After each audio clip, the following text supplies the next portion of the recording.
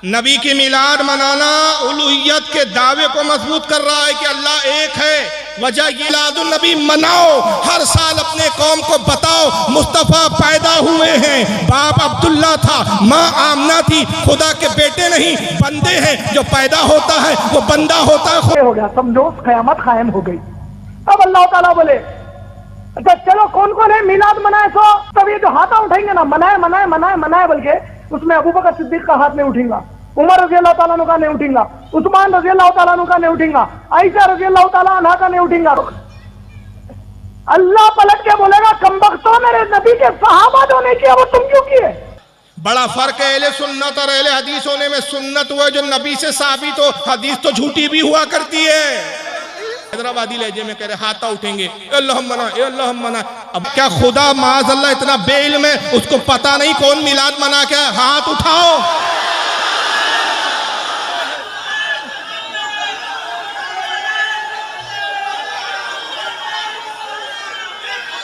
ये तौहीद है तुम्हारी। बिहार की सरजमीन पर जाएं तो आपको एहसास होता है कि मुसलमान किन परेशानियों से लाहिक है। एक मसला हो तो बयान किया जाए, एक बात हो तो गुफ्तगू की जाए। ऐसे ऐसे फितने और ऐसे ऐसे मसाइल हमारे निगाहों के सामने हैं। एक मसला अभी सामने आता है, उसके हल के लिए हमारे कौम के दानिश्वर गौर फिक्र करते हैं, उसके तदारुक के लिए और उसके हल के लिए कुछ लाए अमल तैयार कर रहे होते हैं कि नया दूसरा मसला आ जाता है। इस वक्त एक मसला इर्तिदाद का भी है। ये बहुत गाढ़ी उर्दू का लफ्ज है जो आम लोग नहीं समझ पाते हैं। इर्तिदाद ये कि आज हमारी मुस्लिम बहनें और मुस्लिम बेटियां हमारी गैरों की साजिशों का ऐसा शिकार हो रही है कि अपने मजहब इस्लाम को छोड़कर, अपने रिश्तेदार दोस्त अहबाब माँ बाप अजीज व अकारीब को छोड़कर गैरों के साथ भागकर शादियां कर रही है। जिससे यह साबित होता है और यह जाहिर होता है कि इस्लाम की मालूमात इंतहाई कम हो गई है, इस्लाम से मोहब्बत दिलों से कम होते जा रही है। घरों में मजहबी माहौल बिल्कुल ना के बराबर हो गया है। ना इश्क रसूल है, ना अल्लाह का कि अल्लाह का एहतराम है, ना उलूहियत की खबर है, ना रिसालत का पैगाम जान समझ में आता है, कुछ भी नहीं मालूम।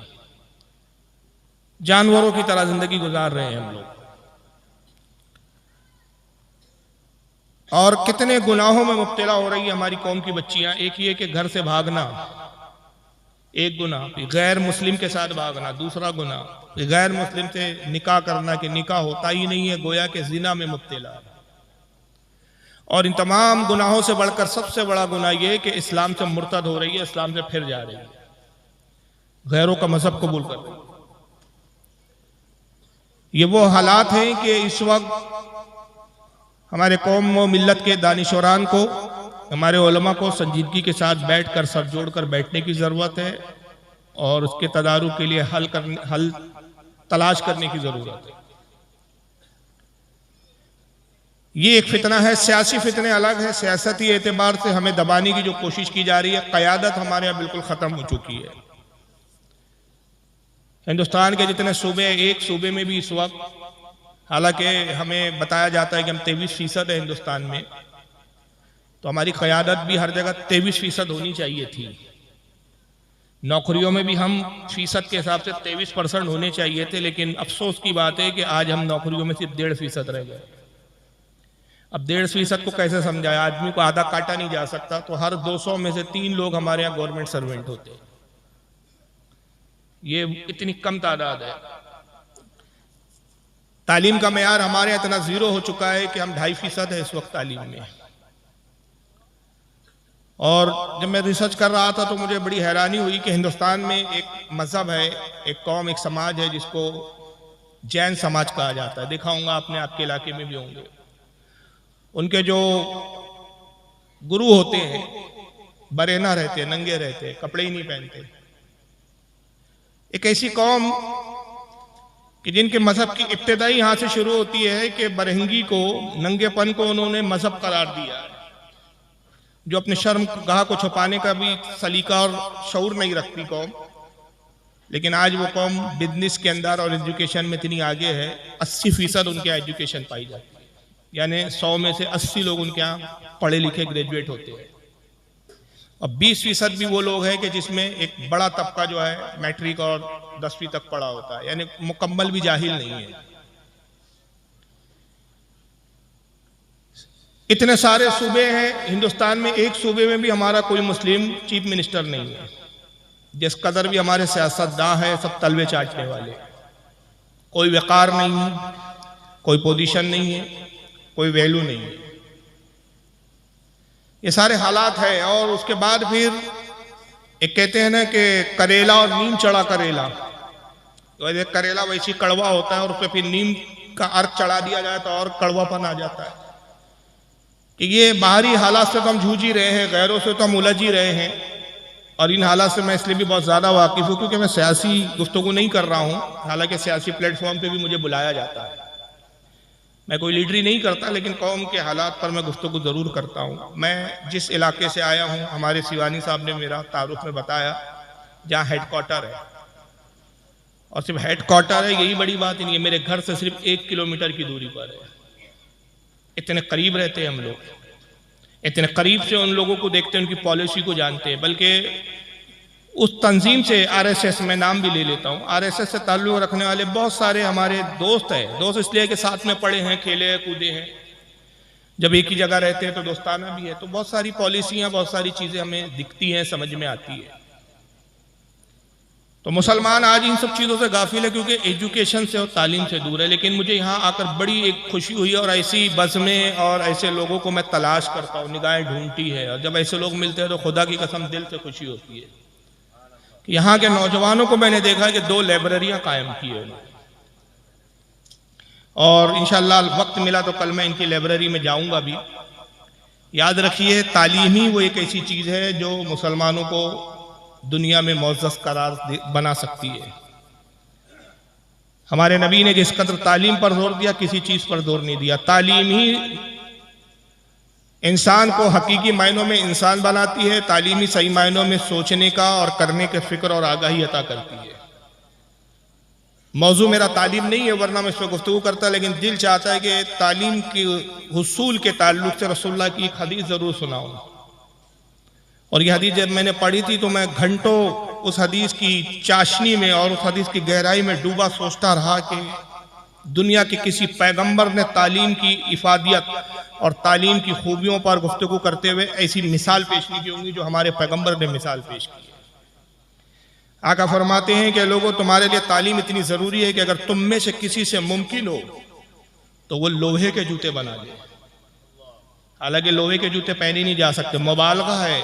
इल्म की अहमियत को उजागर करने के लिए कैसी मिसाल दे रहे हैं आका सल्लल्लाहु अलैहि वसल्लम। तुम में से अगर किसी से मुमकिन हो तो वो लोहे के जूते बना ले और उन जूतों को अपने पैरों में पहन ले और हुसूल इल्म के लिए, इल्म हासिल करने के लिए सफ़र करता रहे, यहाँ तक कि इल्म हासिल करता रहे।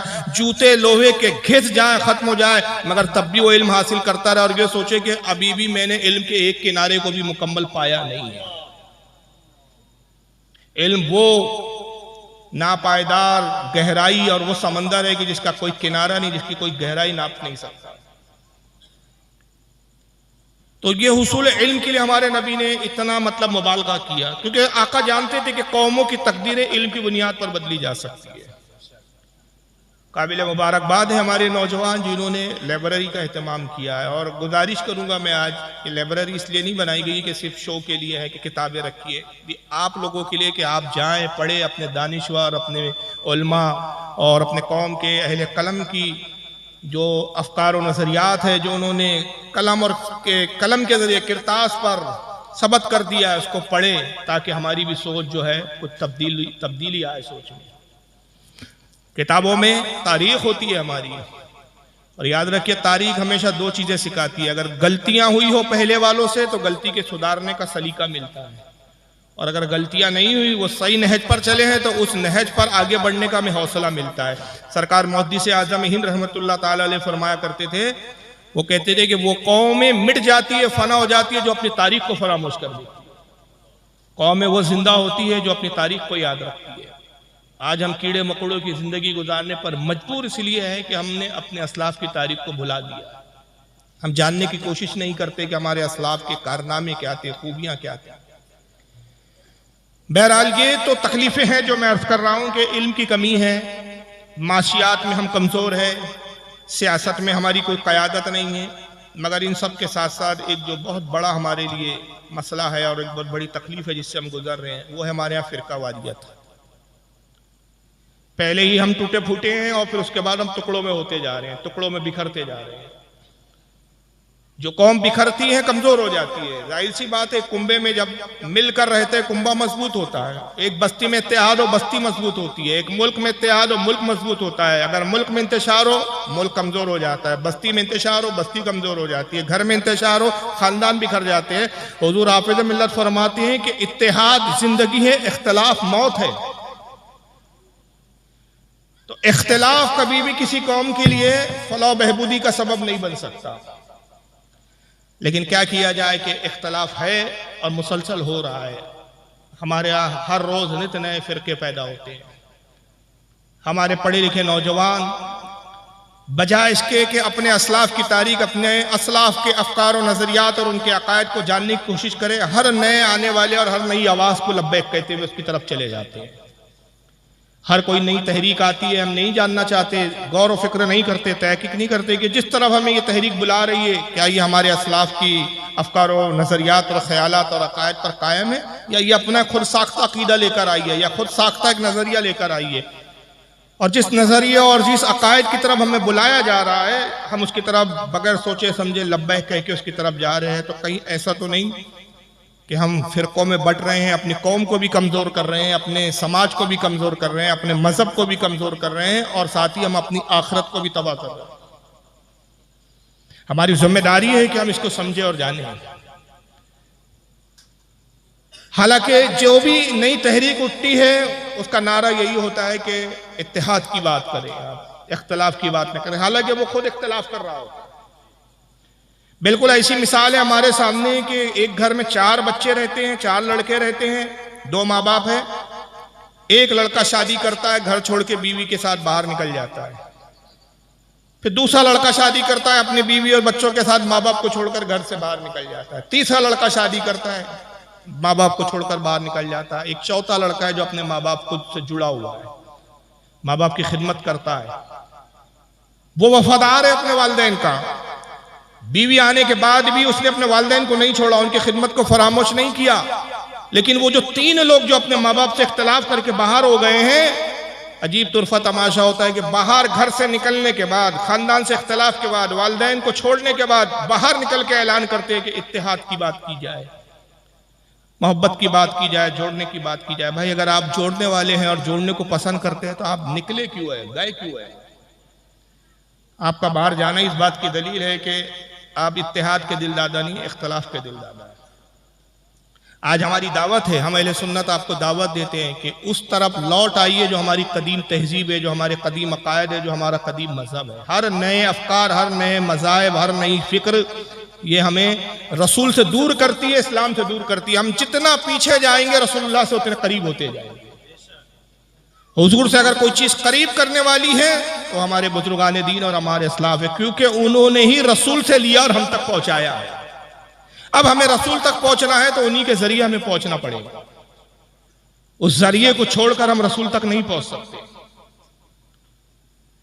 तो आज मेरी दावत है कि जहां से आप गलत फहमियों में निकल गए हैं, हमारी दावत है कि आज आप लौट आइए। आज वक्त है कि घर वापसी कर लीजिए। ऐसा ना हो कि वक्त गुजर जाए और फिर जब कब्र में आँख खोले तो अफसोस हो कि हाय अफसोस, मैंने मजहब हक को छोड़कर किस बातिल फिरके को इख्तियार कर लिया था। लेकिन उन हजरात से जब हम पूछते हैं कि भाई आपने अहले सुन्नत को क्यों छोड़ा, क्यों आप अलैदा हो गए, क्यों अपने आप को अहले हदीस कहने लगे आप, क्यों अपने आप को देवबंदी कहने लगे आप, क्यों अपने आप को अहले तशय्युअ शिया कहने लगे आप, क्यों अपने आप को खारजी और नेचरी कहने लगे आप, क्यों अपने आप को दूसरे नाम से नामजद करने लगे आप, क्या खराबी है अहले सुन्नत व जमात में? तो उनको वर्गलाया जाता है क्योंकि उनका अपना जाती मुताल्ला नहीं होता। अपनी तहकीक नहीं होती। कुछ ऐसे सफेद पोश लोग जिनकी दाढ़ियां बड़ी होती है, जिनके सरों पर अच्छी टोपियां, खूबसूरत टोपियां होती है, जुब्बा होते हैं, इबा होती है, आलिम फाजिल कहलाते हैं, बड़ी बड़ी डिग्रियां उनके पास होती हैं, वो कुछ ऐसी बातें पेश कर देते हैं कि हमारा नौजवान ये समझता है कि ये आने वाला, बताने वाला, कहने वाला आलिम है, फाजिल है, बहुत काबिल है, ये गलत थोड़ी कह रहा है, ये जो बता रहा है ये सही है। आज तक असल में हम गलती पर थे। तो उस नौजवान का जवाब होता है कि मैंने अहले सुन्नत को इसलिए छोड़ा कि आज मुझे ये समझ में आया कि हम हकीकी इस्लाम पर थे ही नहीं। हम जिस मजहब पे थे वहां तो सिर्फ शिर्क व बिदात है। भाई क्या शिर्क व बिदात है? कब्रों पे जाना ये शिर्क है यार। हमने खुदा को छोड़कर कब्रों को पूजना शुरू कर दिया है। ये बिदात है कि हम नबी के नाम पर, पैदाइश के नाम पर मिलाद मनाने लगे हैं, हम नज़र नियाज देने लगे हैं। साहबा के ज़माने में ऐसा नहीं होता था, रसूल के ज़माने में ये सब चीज़ें नहीं होती थी। हम मुशरिक हो गए हैं, लिहाजा हमने शिर्क के मज़हब को छोड़कर तौहीद के मज़हब को इख्तियार कर लिया है। मुताल्ले की किल्लत है। मैं एक हदीस से इब्तिदा करना चाहता हूँ अपने मौजू की, और आपको स्क्रीन पर मैं वो हदीस दिखाता हूँ कि ऐसा कहने वाले और सोचने वाले इस हदीस से इबरत हासिल करें और अपने आप पर गौर व फिक्र करें। ये देखिए, मैं जिस किताब से ये दिखा रहा हूँ ये तफसीर इब्न कसीर है, और ये तफसीर मैं इस बुनियाद पर दिखा रहा हूँ आपको स्क्रीन पे कि अगर मैं दूसरी तफसीरें दिखाऊं, दूसरी हदीस की किताबें दिखाऊं, वो तबका जो हमसे अलग हो गया है वो उन किताबों को अब जो है कमजोर किताब मानता है, इस किताब को बहुत मोतबर समझने लगा है। हाफिज इब्न कसीर की तफसीर है, जो गैर लोग इसको बहुत इस पर एतमाद करते हैं। हाफिज इब्न कसीर को हम भी अपने वक्त का मुफस्सिर और अपने वक्त का जय्यद आलिम मानते हैं। आइए, कुरान अज़ीम में एक आयत करीमा है, और ये तफसीर इब्न कसीर की जिल्द 3 में जो दिखा रहा हूँ, सफ़ा 509 है, सूरह आराफ आयत नंबर 175 है। उस कुरान की एक आयत के तहत इमाम इब्न कसीर, हाफिज इब्न कसीर ने एक हदीस नकल की है, जरा गौर से सुने हदीस को। अन्ना हुज़ैफ़ा यानी इब्नुल यमान रज़ियल्लाहु अन्हु कहते हैं, हज़रत हुज़ैफ़ा से रिवायत है जिन्हें इब्नुल यमान कहा जाता है, यमान के बेटे कहा जाता है।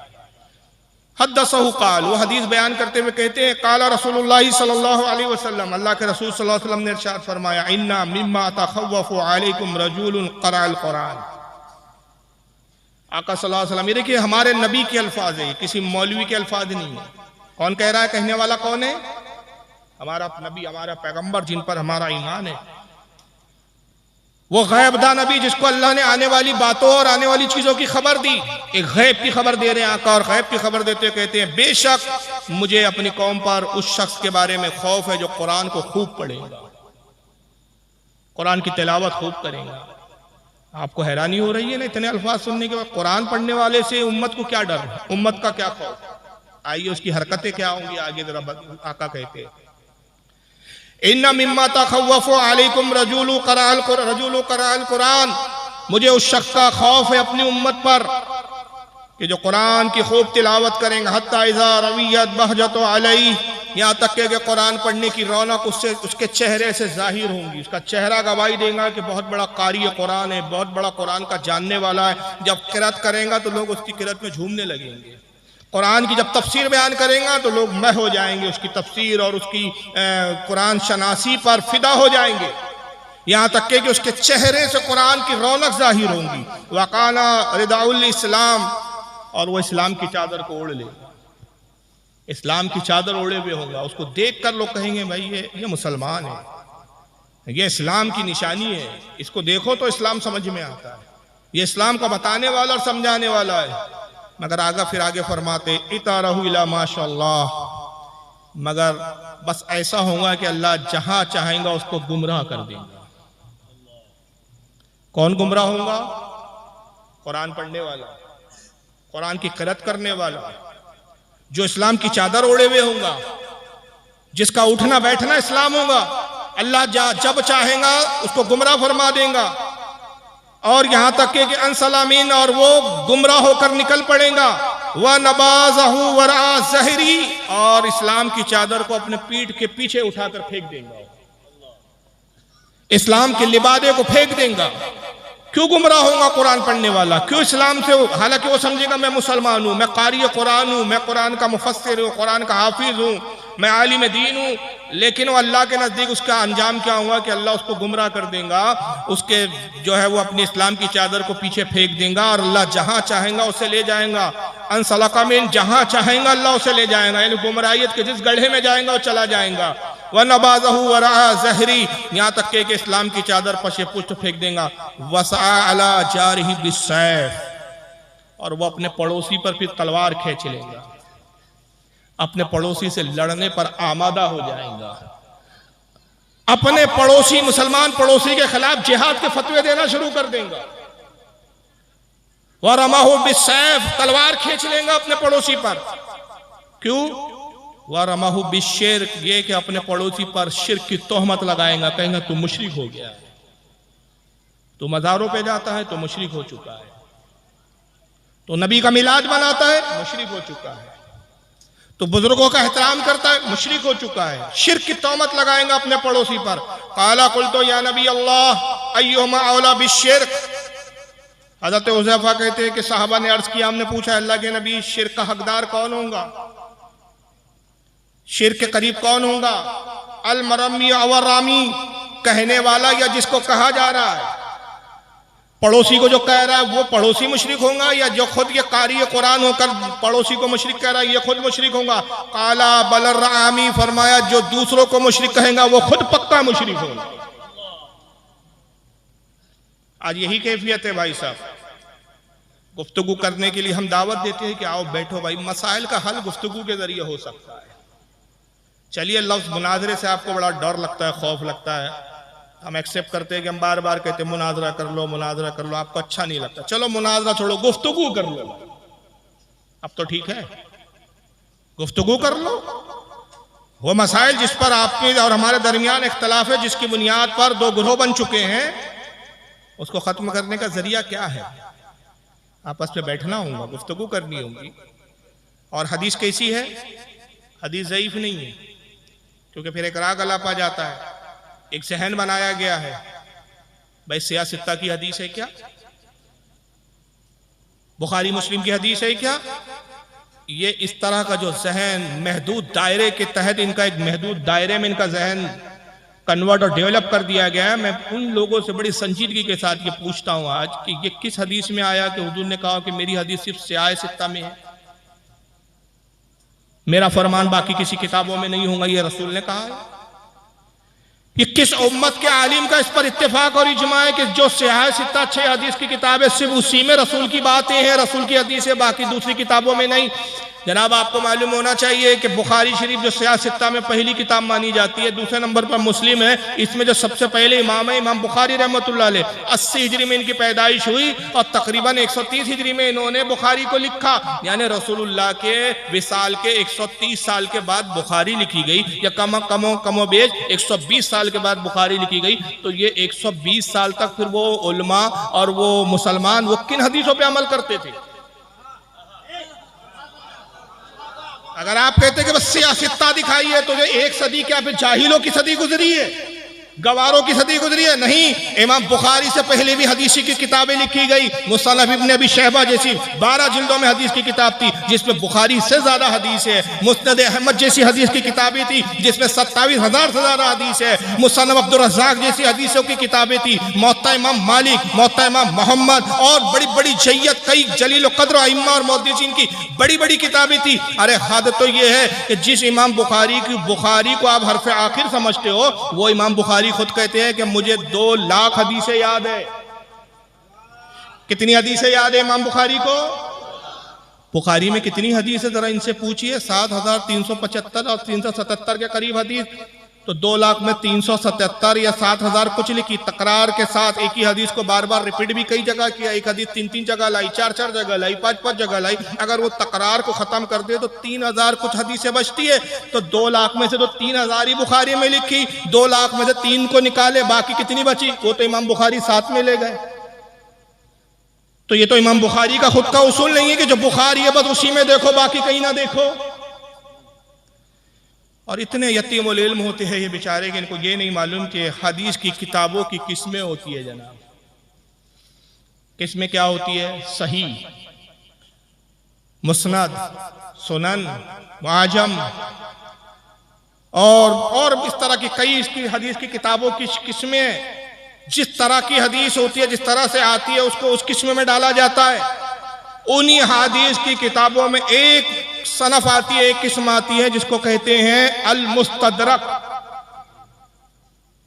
इन अहले हदीसों से पूछें आप कल संजीदगी के साथ सवाल कि आपने जो महदूद दायरा बनाया कि बुखारी और मुस्लिम में ही दिखाओ, अल मुस्तदरक किस चीज का नाम है, हमें ये बताओ।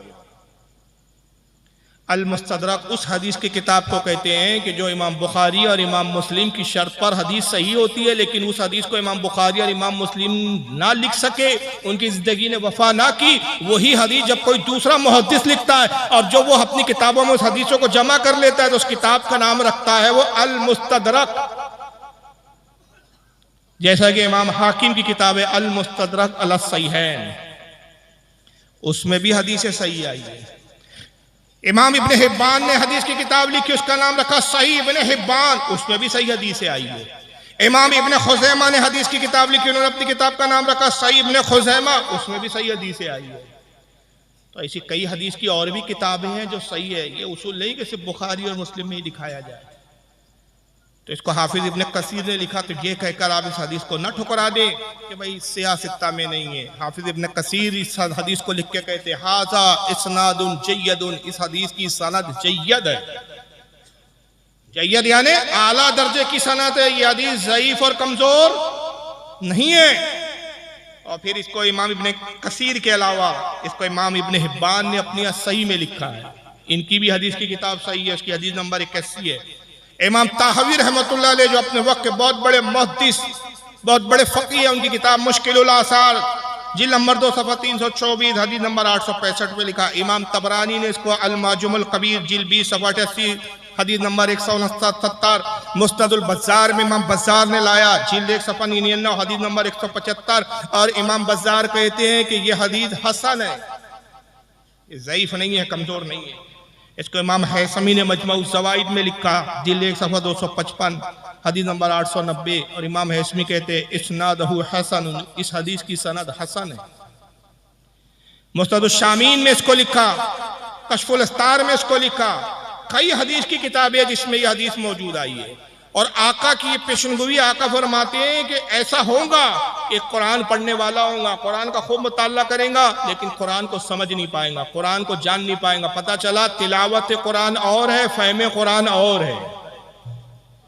तिलावत हदीस और है, फहम हदीस और है। पढ़ेगा कुरान समझ ना पाएगा और उस गलत फहमी पर अपनी नाकिसुल अक्ली के बावजूद अपने आप को इतना बड़ा आलिम समझेगा कि अपने पड़ोसी के खिलाफ तलवार निकाल लेगा और अपने पड़ोसी के खिलाफ जिहाद करेगा। आइए, मिलादुन नबी का मौका चल रहा है ना, जरा देख लीजिए, ये उसी नक्शे कदम पर ये मौलवी साहब चल रहे हैं। हालांकि अभी हाल ही में इनका इंतकाल हुआ, हाल ही में मरे हैं, लेकिन अल्लाह जाने किस हश्र में और किस आलम में होंगे।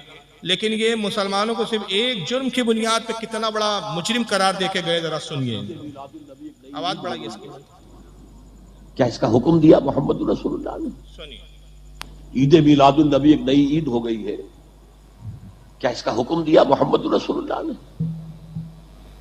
यफ़अलूना मा ला युमरून, वो अपनी ही इजाद करदा रिवायात हैं, अपनी ही इजाद करदा बिदआत हैं, अपनी ही इजाद करदा रसूमात हैं, उन पर लगे हुए हैं और दावे करते हैं अल्लाह से मोहब्बत, रसूल के इश्क के, जबकि उनके अमल में न अल्लाह की इताअत है न रसूल का इत्तिबा है। अब जब ऐसी सूरत पैदा हो जाए तो क्या करें? फमन जाहदहुम बियदिही फहुवा मोमिनुन, तो जो मुसलमान भी उनके खिलाफ जिहाद करेगा अपने हाथ से, अपनी ताकत से, वो मोमिन होगा।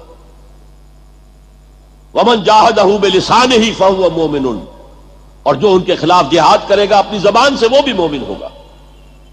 वही 3 दर्जे। वमन जाहदहुम बिक़ल्बिही फहुवा मोमिनुन, दिल से नफरत रखकर जो जिहाद करेगा बिलकल्ब, वो भी मोमिन होगा। फमा वरा ज़ालिका मिनल ईमान हब्बतु खरदल, इसके बाद तो ईमान राई के दाने के बराबर भी नहीं है।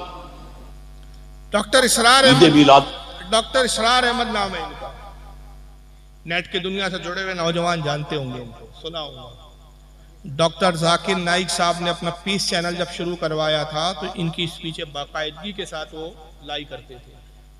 अपने चैनल पे इनको इनवाइट भी किया, हिंदुस्तान भी आ चुके हैं जनाब, अब फिलहाल मर चुके हैं। अब एक तरफ देखिए इन जमातों का कि भाई हम इस्लाह की बात करते हैं, लोगों को इस्लाह की तरफ लेकर आ रहे हैं, लेकिन दूसरी तरफ तेवर ऐसे होते हैं कि सुन्नी मुसलमानों को सिर्फ इस बुनियाद पर मुशरिक और काफिर करार दिया जा रहा है कि वो अपने नबी की पैदाइश की खुशी का इजहार करते हैं। ये जश्न ईद मिलादुन नबी की बज़्म है ना, ये लाइटिंग क्यों लगाई है आपने नबी की आमद की खुशी में? मगर मौलवी साहब को नबी की पैदाइश से इतनी चीड़ है, इतनी नफरत है कि इन्होंने 3 कैटेगरी बयान किया। पहले कहा कि ईद मिलादुन नबी एक नई ईद हो गई है, क्या रसूलुल्लाह ने इसका हुक्म दिया?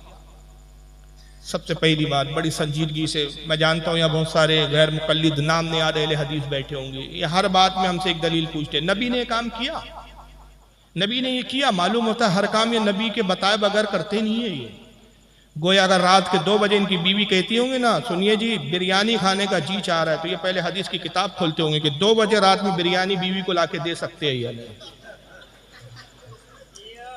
बिना हदीस के तो ये कदम नहीं उठाते बेचारे।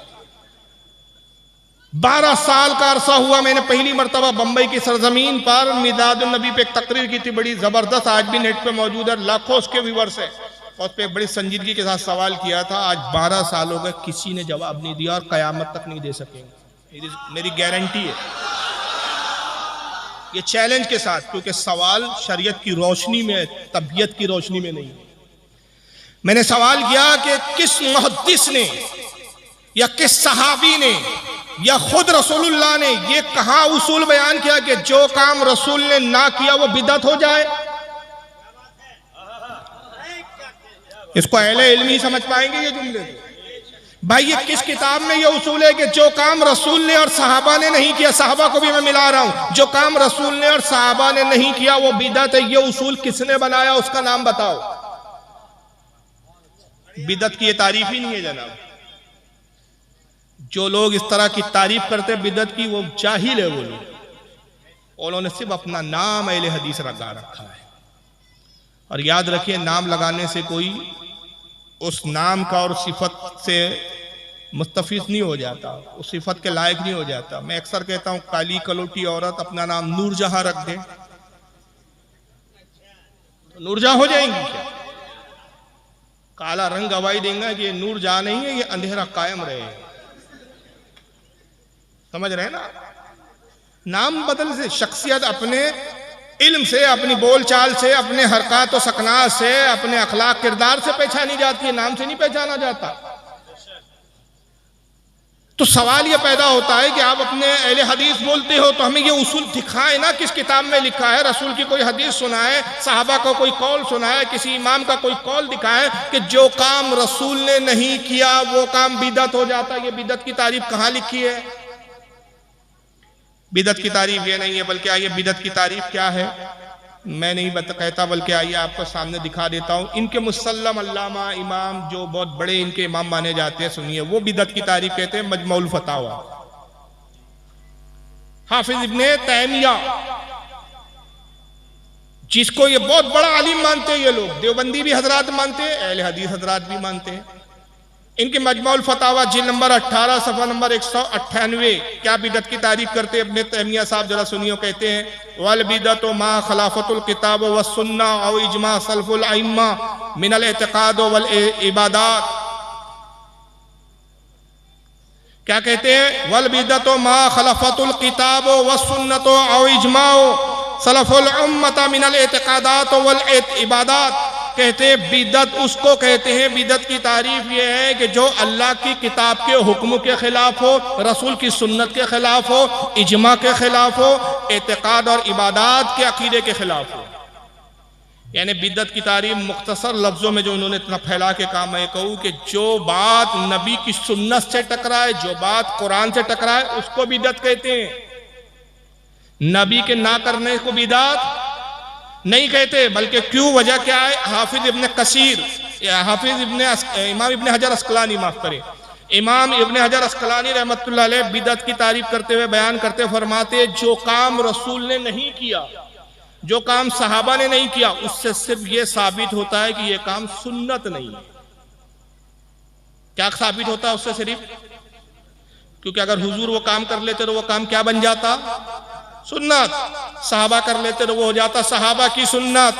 वो काम ना सहाबा ने किया ना रसूल ने नहीं किया, इससे सिर्फ इतना साबित हुआ कि ये सुन्नत नहीं है। फिर इमाम इब्न हजर अस्कलानी आगे कहते हैं ऐसे काम जो नबी और रसूल सहाबा ने नहीं किए उसे बिदअत नहीं कहा जाता। इससे सिर्फ ये साबित होता है कि वो सुन्नत नहीं है। बिदअत उस काम को कहते हैं जो रसूल की सुन्नत से टकराए, जो नबी की सुन्नत को फना कर दे, जो नबी की सुन्नत को खत्म कर दे। और फिर उन्होंने बड़ी मिसालें दी। मिसाल के तौर पे जुमे का खुतबा अरबी में रसूल ने दिया, अगर कोई कल उर्दू में दे तो यह होगा सुन्नत के खिलाफ। हुजूर ने ईद की नमाज में अजान नहीं दी, अगर कोई ईद की नमाज में अजान दिलवाए तो यह हो गया बिदअत। अल्लाह के नबी सल्लल्लाहु अलैहि वसल्लम ने जुमे के दिन जब खुतबा दिया तो पहले खुतबा दिया फिर नमाज पढ़ाई। ईद के दिन आपने पहले नमाज पढ़ाई फिर खुतबा दिया। जो नबी ने किया वो सुन्नत बन गया। अब कोई ईद की नमाज से पहले खुतबा पढ़े, ईद की नमाज बाद में पढ़ाए, जुमे की नमाज में पहले नमाज पढ़ाए फिर खुतबा पढ़े, ये हो गया बिदअत की, ये सुन्नत के खिलाफ। सिर्फ साहबा ने नहीं किया, रसूल ने नहीं किया, इससे सिर्फ ये साबित हुआ कि वो सुन्नत नहीं है। अब इनसे सवाल है कि भाई मिलादुन नबी रसूल की कौन सी सुन्नत से टकरा रहा है, कुरान के कौन से हुक्म से टकरा रहा है? अरे जनाब, मिलादुन नबी मनाना तो तौहीद को बुलंद कर रहा है। नबी की मिलाद मनाना उलूहियत के दावे को मजबूत कर रहा है कि अल्लाह एक है। वजह यह है कि हमारे उलमा की ये दूर अंदेशी है। हमारे उलमा ने, हमारे अकाबरीन ने देखा कि पिछली कौमें अपने अंबिया के मुजज़ात को देखकर गुमराह हुई है। जब ईसा अलैहिस्सलाम के मुर्दे जिलाने को कौम ने देखा, ईसा के अंधों को बीना करते हुए मुजज़ों को देखा, हज़रत ईसा के कोड़ी को दूर करते हुए देखा, तो लोगों ने कहा खुदा है, खुदा के बेटे हैं। हज़रत उज़ैर को 100 साल के बाद जिंदा होते हुए और बेदार होते हुए देखा, लोगों ने कहा खुदा के बेटे। हमारे नबी के मुजज़ात तो हज़रत उज़ैर से भी ज्यादा है, जनाब ईसा से भी ज्यादा है। कहीं ऐसा ना हो आने वाले दौर में इनको खुदा का बेटा ना कह दिया जाए, खुदा ना कह दिया जाए। उलमा ने कहा मिलादुन नबी मनाओ, हर साल अपने कौम को बताओ मुस्तफ़ा पैदा हुए हैं, बाप अब्दुल्ला था, माँ आमना थी, खुदा के बेटे नहीं बंदे हैं। जो पैदा होता है वो बंदा होता है, खुदा नहीं होता।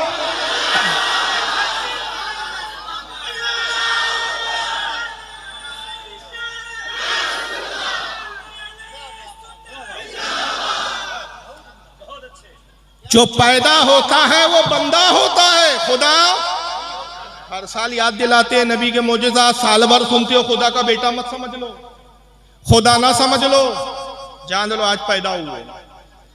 खुदा वो है लम यलिद वलम यूलद, जिसने ना किसी को जना ना किसी से जना गया।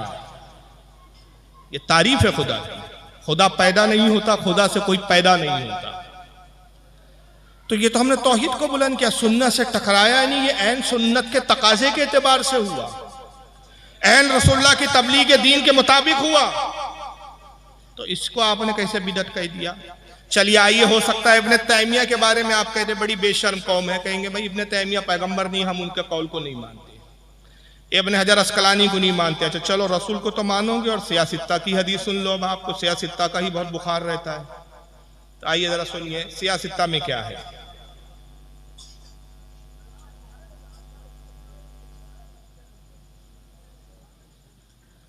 यह है सुनान इब्ने माजा।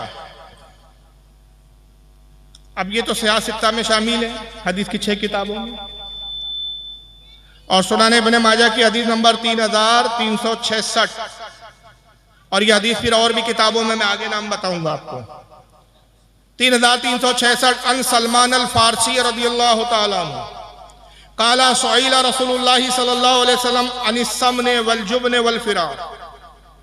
हज़रत सलमान फारसी रदियल्लाहु ताला से रिवायत है, वो कहते हैं कि अल्लाह के रसूल सल्लल्लाहु अलैहि वसल्लम से पूछा गया, साहबा ने पूछा 3 चीज़ों के बारे में, या रसूलल्लाह पनीर खाने के बारे में क्या होता है? पनीर खाते हैं, दूध का बनता है। घी खाने के बारे में क्या होता है? और चमड़े का लिबास, जानवर के चमड़े का लिबास। अल-फिरा का तर्जुमा उलमा ने बाद लोगों ने किया चमड़े का लिबास, किसी जानवर के चमड़े का लिबास बनाकर उसके पहनना, इसके बारे में क्या होता है? भाई 3 चीज़ों के बारे में सवाल हुआ, सीधा सीधा जवाब था, हुजूर कहते जायज है या कह देते ना जायज है, बात खत्म हो जाती। मगर आगा की निगाह देख रही थी, बहुत सवाल उठेंगे आने वाले जमाने में, तो एक ऐसा उसूल, एक ऐसा फार्मूला, एक ऐसा ज़ाब्ता दे दूं कि उस ज़ाब्ते की बुनियाद पर हर चीज के हलाल और हराम की कसौटी तुम मुकर्रर करते चलो।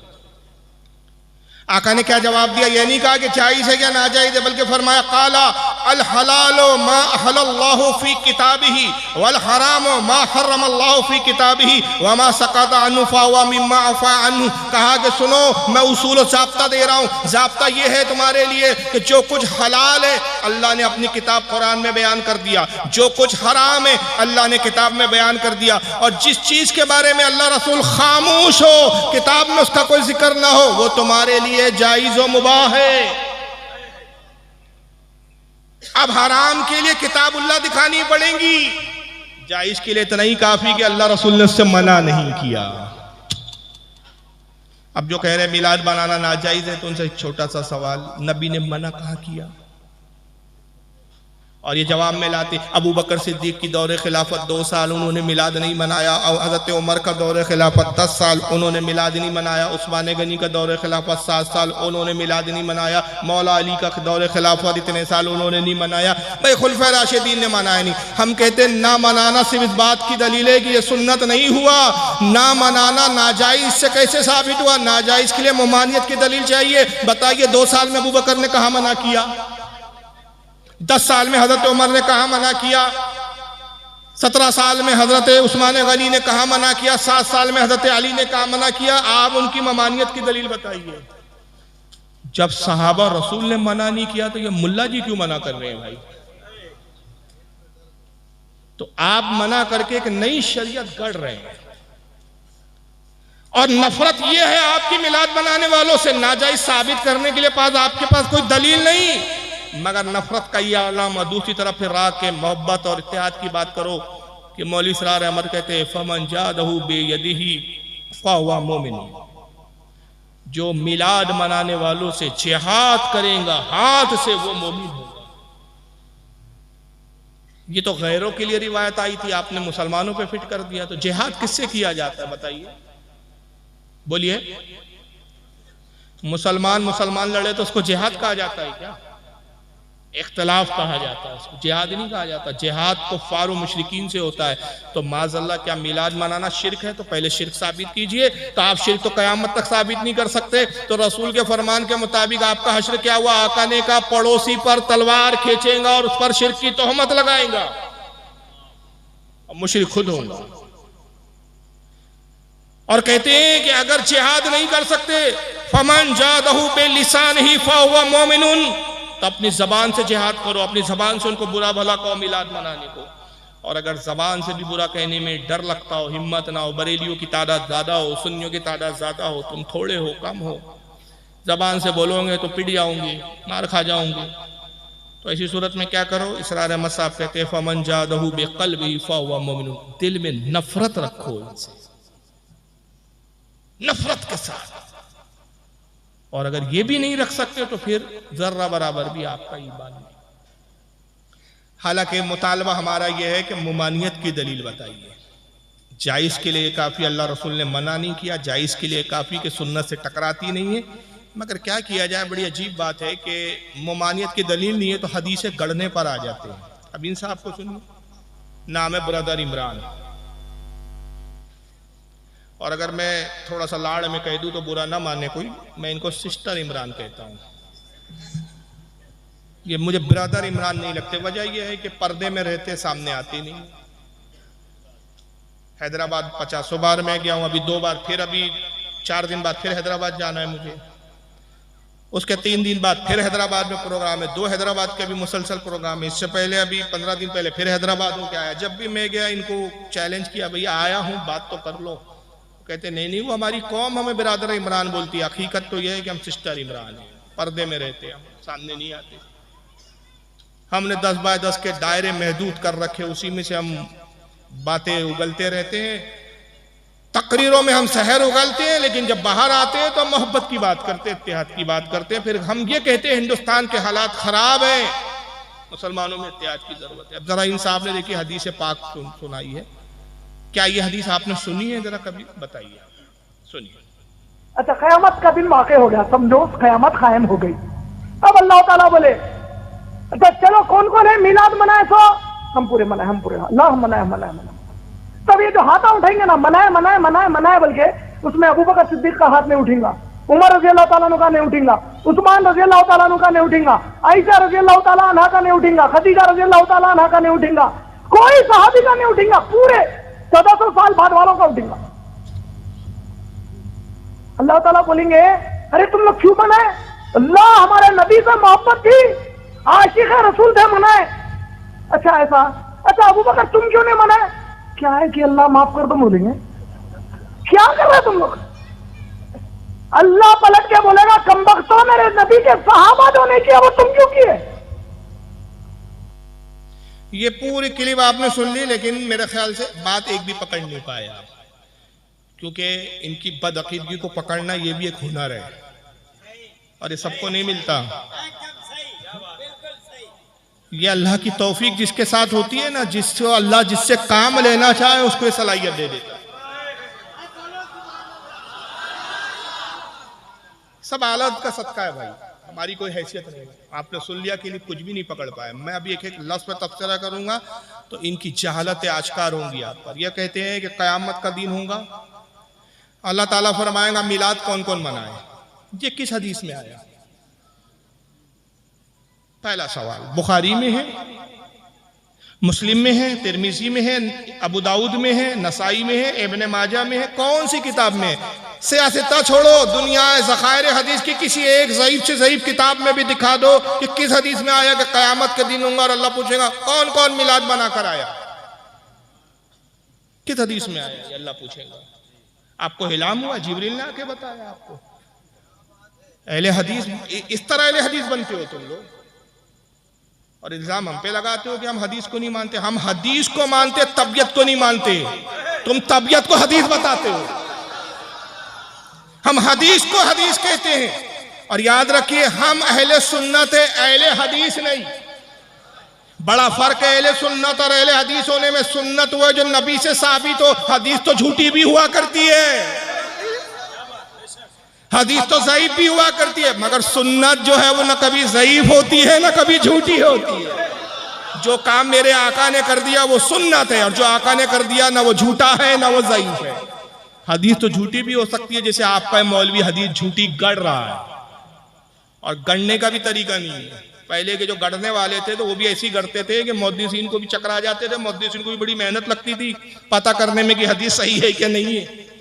एक एक रावी को खंगालना पड़ता था। यहाँ तो रावी की जरूरत ही नहीं है, पहले रावी तुम हो, आखिरी रावी भी तुम हो, मुस्तनद तो हो नहीं तुम। और गढ़ने में भी कितने कुफरियात बकाए, कुफ्र बकाए इस शख्स ने, कुफ्र। आपने ध्यान नहीं दिया, कुफ्र बकाया भी मैं बताऊंगा कैसे कुफ्र बकाया इसने। और ये तौहीद का डंडा लेकर घूम रहे कि हम तौहीद वाले, हम तौहीद वाले।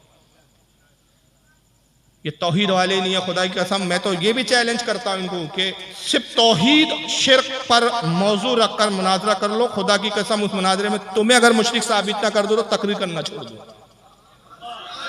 तुम्हें मुशरिक साबित कर दो कि कितने बड़े बड़े शिर्क तुम्हारे अपने यहाँ पनप रहे हैं। तो ये कहते हैं कि क़यामत के दिन में अल्लाह पूछेगा कौन कौन मिलाद बनाए, हाथ उठाओ। क्या कहेंगे अल्लाह? हाथ उठाओ, कौन कौन मिलाद बनाए। तो ये सब हाथा उठेंगे, वो हैदराबादी लहजे में कह रहे हाथा उठेंगे, अल्लाह मना, अल्लाह मना। अबू बकर सिद्दीक का हाथ नहीं उठेगा, उमर फारूक का नहीं उठेगा, उस्मान गनी का नहीं उठेगा। अब यहाँ रुक रहा हूं मैं, आपसे एक सवाल। अब ये मौजूद ये बात समझाने के लिए एक प्रैक्टिकली मिसाल दे रहा हूं। भाई जो खाना खा कर आए हैं वो हाथ उठाएं, जो खाना खाकर आए हैं जलसे में। कुछ लोग हैं जो अभी खाना नहीं खाए हैं, भूखे हैं, कुछ लोग जाके खाएंगे।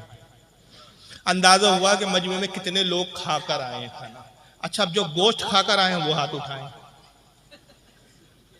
गोश्त वाले बड़े कम है भाई। आप कहेंगे यार फारूक साहब कहाँ बहक गए आप, ये गोश्त और खाने में कहाँ उलझ गए। अब भी आपके समझ में आ जाएगा मसला बड़ी आसानी से। देखिए मैं इंसान हूं, मुझे इल्म नहीं, मैं इल्म गैब नहीं जानता। मैंने कहा कौन खा खा के आया है, खाना खा के हाथ उठाओ। हाथ उठे तो पता चला खाकर आए हैं कितने लोग और कितने लोग नहीं। मैंने कहा कौन कितने लोग हैं जो गोश्त खाकर आए, हाथ उठाया तो पता चला कितने लोग गोश्त खाकर आए हैं। क्या खुदा माज़अल्लाह इतना बेइल्म है, उसको पता नहीं कौन मिलाद मना के आए? हाथ उठाओ।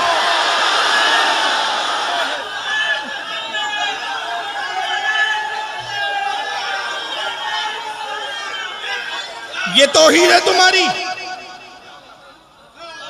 इस तौहीद पर नाज़ा हो तुम। हाथ उठाओ कौन मिलाद मनाकर आया। जब हाथ उठेंगे तो पता चलेगा अल्लाह को कि कौन मनाकर आया और कौन नहीं मनाकर आया। अरे मेरा रब तो आलिमुल गैब है, ऐसा आलिमुल गैब जो दिल में गुजर रहा है वो जानता है।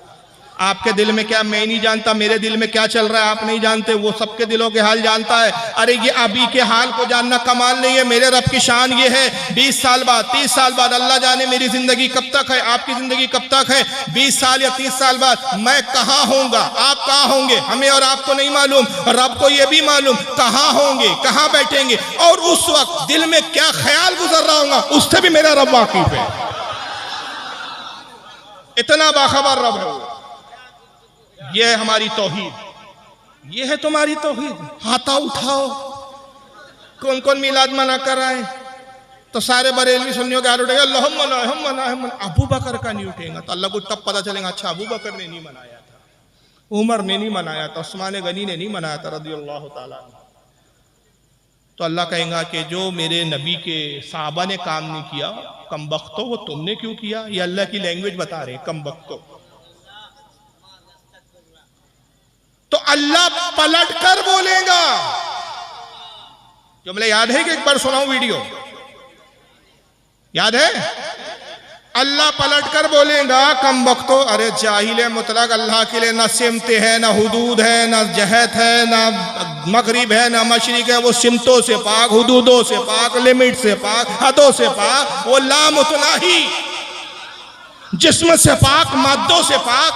अबे पलटते हैं, मैं आपको देख रहा हूं पीछे क्या चल रहा है मुझे नहीं मालूम, पलटूंगा तो पीछे वालों से बाखबर होऊंगा। अब जब पलटा तो इधर बाखबर हुआ तो इधर बेखबर। हमारे रब के लिए नहीं है कि इधर पलटे तो इधर बेखबर, इधर पलटे तो इधर बेखबर। उसके लिए सिमते नहीं, जहत नहीं, वो तो सब कुछ जानता है। सिमतों का खालिक है, वो सिमतों में महदूद नहीं। इसे तौहीद कहते हैं जनाब। क्या बात करोगे तुम हमसे तौहीद पर। अल्लाह पलट कर बोलेगा कम वक्त हो, जो मेरे नबी के साहबा ने नहीं किया वो तुमने क्यों किया। तो अबू बकर ये बोलेंगे अल्लाह माफ कर दे, गलती हो गई, हमने मिलाद नहीं मनाया। सबसे पहली बात तो इस तरह की कोई हदीस मौजूद गड़ी तुमने, छूट गड़ा। अब अगर कोई चालाकी देखे नहीं साहब देखिए उन्होंने लफ्ज हदीस कहीं इस्तेमाल नहीं किया, हालांकि जिस ज़िम्न में जिस अंदाज में बता रहे उसको हदीस ही कहा जाएगा। जिस बिल्कुल फराग दिली के साथ और जिस तसलसल के साथ आप बता रहे हैं गोया वाक़या नकल कर रहे हैं आप, क्या ऐसा होगा। अब अगर कोई ये तावील करे कि नहीं साहब उन्होंने एक मिसाल दी है कि ऐसा हुआ, तो हालांकि उसने बोला नहीं, मिसाल लफ्ज इस्तेमाल नहीं किया, चलो मैं आपकी ये तावील कबूल कर लेता हूं। मगर इसी तावील पर आप ही के अकीदे की बुनियाद पर, मेरा अकीदा नहीं है माफ करना, मैं इस अकीदे से बेजार, आपके अकीदे पर एतमाम हुज्जत के लिए मैं आप ही के लबुल लहजा में कहता हूं कि अगर ऐसा होगा और ऐसा हो सकता है या बिल फर्ज ऐसा हो, तो बिल फर्ज ऐसा भी तो हो सकता है। अल्लाह पूछे कौन कौन तबलीगी में जमात में गया था, हाथ उठाओ। तो सारे तबलची और तबलीगियों के हाथ उठेंगे, अल्लाह हम 4 चिल्ले, 2 चिल्ले, 5 चिल्ले, 3 चिल्ले, अल्लाह हम गए थे। अबू बकर का हाथ नहीं उठेगा, उमर का हाथ नहीं उठेगा, उस्मान गनी का हाथ नहीं। ए लोगों तुम क्यों नहीं, क्या करे अल्लाह, तबलीगी जमात थी नहीं हमारे जमाने में।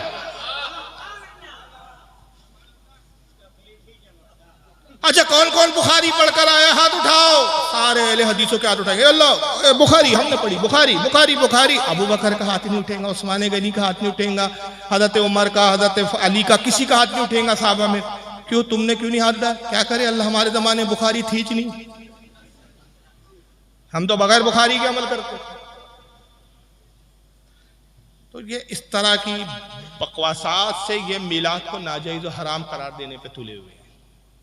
एक भी सही इनके पास न रिवायत है, न एक भी सही किसी आलिम और मोतमद इमाम का कोई कौल है कि किसी ने इमाम ने कहा हो कम से कम कि भाई मिलाद मनाना बिदअत है। हम तो अइम्मा को देखते हैं तो इमाम इब्न जौजी, इमाम अहमद इब्न हम्बल, इमाम मोहम्मद इब्न मोहम्मद जजरी, बड़े बड़े यहाँ से वहाँ तक कई इमाम, इमाम कस्तलानी, हजरत इमाम जुर्कानी, बड़े बड़े इमाम एक बात लिखते हुए आ रहे, तसलसल के साथ लिख रहे, हत्ता के हैरानी होंगी आपको, मोहम्मद इब्न अब्दुल वहाब नजदी का बेटा, सगा बेटा जिसका नाम अब्दुल्ला है, उसकी अरबी जबान में किताब अरब से रियाज से छपी, मेरे पास ओरिजिनल किताब मौजूद है जिसका नाम मुख्तसर सीरतुर रसूल। उसके अंदर अब्दुल्ला बिन मोहम्मद बिन अब्दुल वहाब नजदी भी लिखता है कि अल्लाह के नबी जब पैदा हुए तो अबू लहब ने इशारा किया, सही बुखारी की हदीस नकल की कि अल्लाह के रसूल ने अपनी, माफ करना, अबू लहब के बाद उसकी लौंडी आई जिसका नाम सौबिया था, उसने कहा कि मेरे आका मुबारक हो तुम्हें भतीजा पैदा हुआ है। अबू लहब ने उंगली से इशारा किया, कहा जा तो भतीजे की खुशखबरी लाई है तो आजाद है। इमाम बुखारी लिखते हैं कि उसका इंतकाल हुआ अबू लहब का, किसी ने उसको ख्वाब में देखा। इमाम इब्न हजर उसकी तशरीह बयान करते हुए कहते हैं ख्वाब देखने वाले हुजूर के दूसरे चचा जो ईमान ला चुके थे हजरत अब्दुल्ला इब्न अब्बास है, बाद ने कहा हजरत अब्बास है हुजूर के चचा है, बाद ने कहा अब्दुल्ला इब्न अब्बास है हुजूर के चचा के बेटे हैं। ख्वाब देखा, पूछा अबू लहब क्या गुजरी, कहा बड़े तकलीफ में हूं, तुमसे जुदा होकर कोई राहत नहीं पाई, मगर हाँ कि हुजूर जिस तारीख को, जिस दिन पैदा हुए पीर के दिन, मैंने हुजूर के आने पर खुशी का इजहार किया, अपनी लौंडी सौबिया को आज़ाद किया, उस दिन अल्लाह मुझ पर ये तकफीक फरमाता है, ये नमी करम फरमाता है और ये नरमी की जाती है कि ये शहादत की उंगली जिसके इशारे से मैंने लौंडी आज़ाद की थी अपने मुंह में मैं डालता हूँ, इससे पानी निकलता है, हफ्ते भर की प्यास बुझा लेता। अब्दुल्ला बिन मोहम्मद बिन अब्दुल वहाब नजदी साहब लिखते हैं अपनी किताब मुख्तसर सीरतुर रसूल के अंदर, इमाम कस्तलानी अल माहिबुल दुनिया में, इमाम जरकानी शरउल माहिब के अंदर, इमाम मोहम्मद बिन मोहम्मद जजरी मिलादुन नबी में, अब्दुर रहमान इब्न जौजी अपनी किताब अल वफाउल वफा में, सब यहाँ से वहाँ तक इमाम अहमद इब्न हम्बल वगैरह का कौल नकल करते हुए लिखते हैं कि कहते हैं कि अजीज गौर कर, अबू लहब जो काफिर था, नबी की मिलाद मनाने पर उसको यह इनाम दिया गया, तो जो तौहीद का मानने वाला हो, जो नबी का आशिक हो, उस पर कितना इनाम व इकराम से अल्लाह नवाजेगा। तो आइम्मा तो मिलाद मनाने की तरकीब दिला रहे हैं, बशारतें सुना रहे हैं, ये अपनी अक्ल के घोड़े दिखा रहे हैं कि कयामत में ऐसा हुआ तो कैसा, फिर ऐसा हुआ तो कैसा। तो एक तरफ देखिए मिलादुन नबी को बिदअत कह के हमें बिदअती करार दिया गया, दूसरी तरफ हमारे खिलाफ मिलाद मनाने की बुनियाद पर जिहाद के फतवे दिए जा रहे हैं कि इनसे जिहाद करो, फमन जादहु बियदिही फहुव मोमिनुन, जो इनसे अपने हाथ से जिहाद करेगा वो मोमिन होगा। लेकिन दूसरी तरफ फिर एक दोगलापना यहाँ से शुरू हो जाता है, एक अजीब तजाद है इस फिरके में कि एक तरफ कुछ है, एक तरफ कुछ है, बात कहीं कुछ होती है, बात कुछ होती है। अब जरा इस चीज को देखते चले, आप दुरूद शरीफ पढ़े, अल्लाहुम्मा सल्ली अला।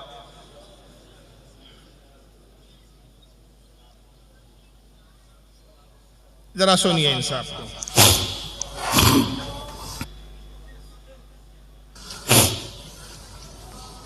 वो तुम्हें फिरकों में बांट कर गए थे या उम्मत बना कर गए थे? क्यों इस नादान खेल में अपनी जिंदगी बर्बाद करते हो? क्यों नहीं मुसलमान बन के रहते हो? इस उम्मत में इख्तिलाफ शुरू से है, हमेशा रहेगा, यहां तक ना जाओ कि एक दूसरे पर कुफ्र के फतवा। जन्नत में कौन जाएगा? ये तारिक जमील साहब का दर्द है, लेकिन ये दर्द हम सुन्नियों को सुना रहे हैं। एक दूसरे के खिलाफ इतने मत चले जाओ, एक दूसरे को काफिर कहने लग जाओ, वरना जन्नत में कौन जाएगा। तो फिर करो क्या? तो वो हल दूसरी क्लिप में हल बताते हैं, सुनिए। मैं तुम्हें अल्लाह उसके रसूल का वास्ता देता, उम्मत बन के रहो, मुस्लिम बन के रहो, कोई गुंजाइश, अपने अपने अकीदे पर पक्के रहो, दूसरे के लिए गुंजाइश रखो, अपने अपने अकीदे पर पक्के रहो, दूसरे के लिए गुंजाइश रखो। अपने अपने अकीदे पर पक्के रहो, एक दूसरे के लिए, ये कुरान की तालीम है। हदीस की तालीम है? नहीं है, कतान ये तालीम नहीं है। न कुरान की तालीम न हदीस की तालीम। हदीस की तालीम भी नहीं है कुरान की, बल्कि कुरान की तालीम क्या है? हक और बातिल को आपस में मत मिलाओ, बल्कि हक के साथ हो जाओ। कुरान की ये तालीम है, ये नहीं है। अल्लाह क्या फरमाता है? वला तलबिसुल हक्का, पारा नंबर 1 सूरह बकरा आयत 42 है। वला तलबिसुल हक्का बिल बातिली व तक्तुमुल हक्का व अंतुम तालमून। अल्लाह फरमाता है लोगों, हक और बातिल को आपस में ना मिलाओ और दानिस्ता जानते बूझते हक को ना छुपाओ। हक के साथ होना का तलकीन दी। लेकिन तारिक जमील साहब कहते हैं कि देखिए, एक दूसरे के लिए गुंजाइश रखो आप, और गुंजाइश के साथ जो है अपने अपने अकीदे पर कायम रहो, और एक दूसरे को काफिर मत कहो। अगर एक दूसरे को आप काफिर कहेंगे तो जन्नत में कौन जाएगा? तो ये तलकीन हमें करने की बजाय ये अपने फिरके को करते कि जो मिलाद की बुनियाद पर हम पे जिहाद का हुक्म दे रहा है, जो मिलाद मनाने की बुनियाद पर नौज़ुबिल्लाह मिन ज़ालिक हमें हमारे कत्ल के हुक्म दे रहा है, तो ये उनको तलकीन करते ना, लेकिन उनको नहीं की जाएंगी। बल्कि आइए ये दूसरा पहलू देखते चले आप।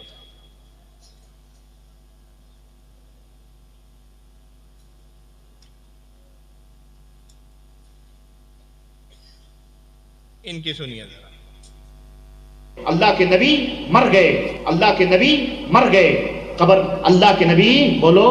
और जो ये अकीदा न रखे वो काफिर है। इसलिए कि अबू बकर सिद्दीक का ये बयान है कि नबी करीम सल्लल्लाहु अलैहि वसल्लम मर चुके हैं। हजरत उमर का बयान है कि नबी मर चुके हैं। उस्मान गनी का अकीदा है कि नबी मर चुके हैं। अली का अकीदा है कि नबी मर चुके हैं। फातिमा आयशा अज़वाज मुतहरात का यह अकीदा है कि नबी करीम सल्लल्लाहु अलैहि वसल्लम वफात पा चुके हैं। नबी करीम सल्लल्लाहु अलैहि वसल्लम जिंदा बोलो। जो जिंदा माने वो काफिर है, जो जिंदा माने वो कौन है? वो मुसलमान नहीं है। तारिक जमील साहब की नसीहत इन हजरात के लिए नहीं है। ये पूरी 1400 साल की उम्मत मुस्लिमा को सिर्फ इस बुनियाद पर काफिर करार दे रहे हैं कि हम नबी को जिंदा मानते हैं। तो कह रहे हैं कि नबी करीम सल्लल्लाहु अलैहि वसल्लम तो मरकर मिट्टी में मिल चुके, मर चुके। तो कुछ सवाल आते क्या? जी आ रहा हूं मैं, उसी मौजूद पे आ रहा हूं। नबी पाक सल्लल्लाहु अलैहि वसल्लम मरकर मट्टी हो चुके हैं। ये मैं नहीं कह रहा हूं, बल्कि इनकी किताब तक़वतुल ईमान में लिखा है, यहाँ टेबल पे इस वक्त मौजूद भी है मेरे, जिसमें इनके एक बहुत बड़े आलिम मौलवी इस्माइल देहलवी ने लिखा कि रसूलुल्लाह ने फरमाया मैं भी एक दिन मरकर मिट्टी में मिलने वाला हूं। यहां भी उन्होंने रसूल के नाम पर झूठी हदीस गढ़ी। और 150 साल का अरसा हुआ, 150 साल से हमारे उलमा सिर्फ यही सवाल पूछ रहे हैं कि भाई किस हदीस में लिखा है कि हुजूर ने कहा मैं मरकर मिट्टी में मिलने वाला हूं, लेकिन बताने के लिए तैयार है। अब यहां वो कह रहे हैं कि जो नबी को जिंदा माने वो काफिर है। और तारिक जमील साहब कह रहे एक दूसरे के लिए गुंजाइश रखो, एक दूसरे को काफिर ना कहो। तो ये सबक ये अपने लोगों को, अपने से ताल्लुक रखने वाले अपनी जमात के लोगों को क्यों नहीं सिखाते कि भाई जो नबी को जिंदा मानते उनका अपना अकीदा, उनको उनके अकीदे पे रहो, आप काफिर कहने वाले होते कौन हो? लेकिन सारी नसीहतें हमारे लिए होती है। अब एक दूसरे साहब को भी सुन लिया। मेरे नबी मोहम्मद अरबी सल्लल्लाहु अलैहि वसल्लम अपने आप को शिफा नहीं दे सकते।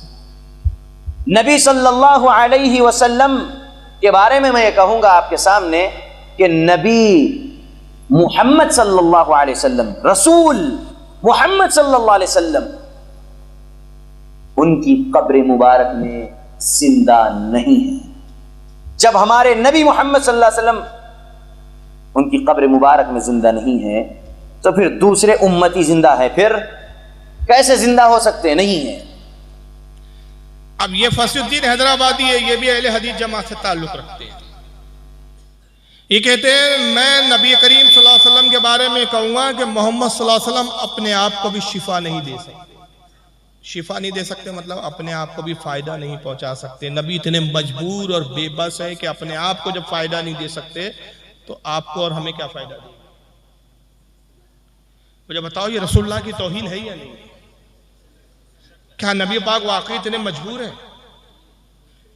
और फिर तौहीद करते आगे कहते हैं कि मोहम्मद सल्लल्लाहु अलैहि वसल्लम मर चुके हैं, जिंदा नहीं है, वो अपनी कब्र में जिंदा नहीं है। जब नबी अपनी कब्र में जिंदा नहीं तो फिर और कोई उम्मती जिंदा हो सकता है?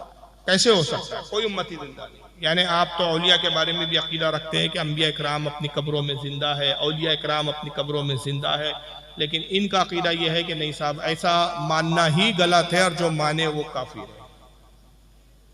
और एक तीसरे साहब हैं, उन्होंने तो बड़ा मस्करेपन में हद कर दी साहब। इन साहब को भी जरा देख लिया।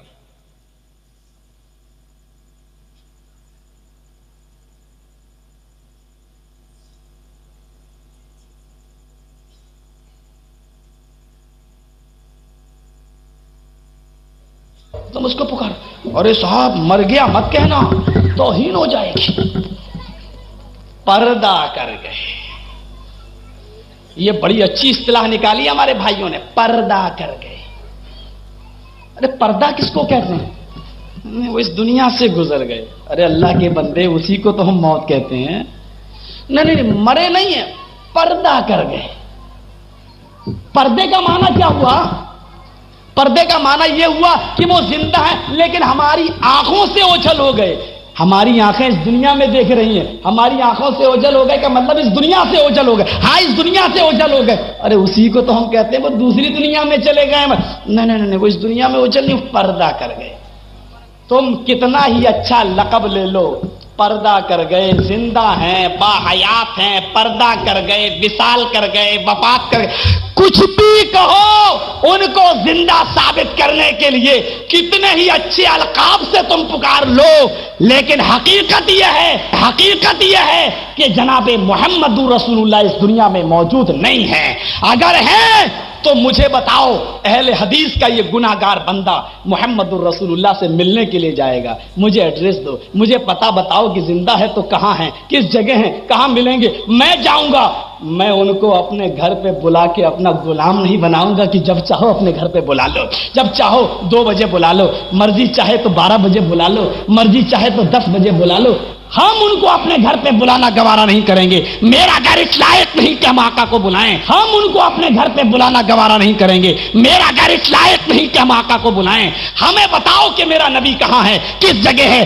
तुम जाओ या ना जाओ, कम से कम पूरे हिंदुस्तान में भीख मांग के और चंदा करके, पूरे हिंदुस्तान में भीख मांग के और चंदा करके हम जरूर आका से मिलने के लिए जाएंगे। कि बड़े लोगों से मिला जाता है, बड़े लोगों को नौकर बना के अपने घर पे बुलाया नहीं जाता है। बताओ तो सही कि वो कहां है। बोली साहब बात तो सही है लेकिन मानेंगे नहीं। क्यों? बताओ तो सही नबी कहां है। जर्जी साहब बार बार सवाल कर रहे हैं, बताओ नबी कहां है, नबी कहां है, जिंदा है तो दिखाओ हमें, जिंदा है तो दिखाओ। ये कैसे अपने आप को अहले हदीस कहते हैं यार? इन बेचारों को ये आलिम बोलते अपने आप को, मौलाना कहते हैं, इनको यही नहीं मालूम रसूलुल्लाह कहां है। आप बताइए कहां है रसूलुल्लाह?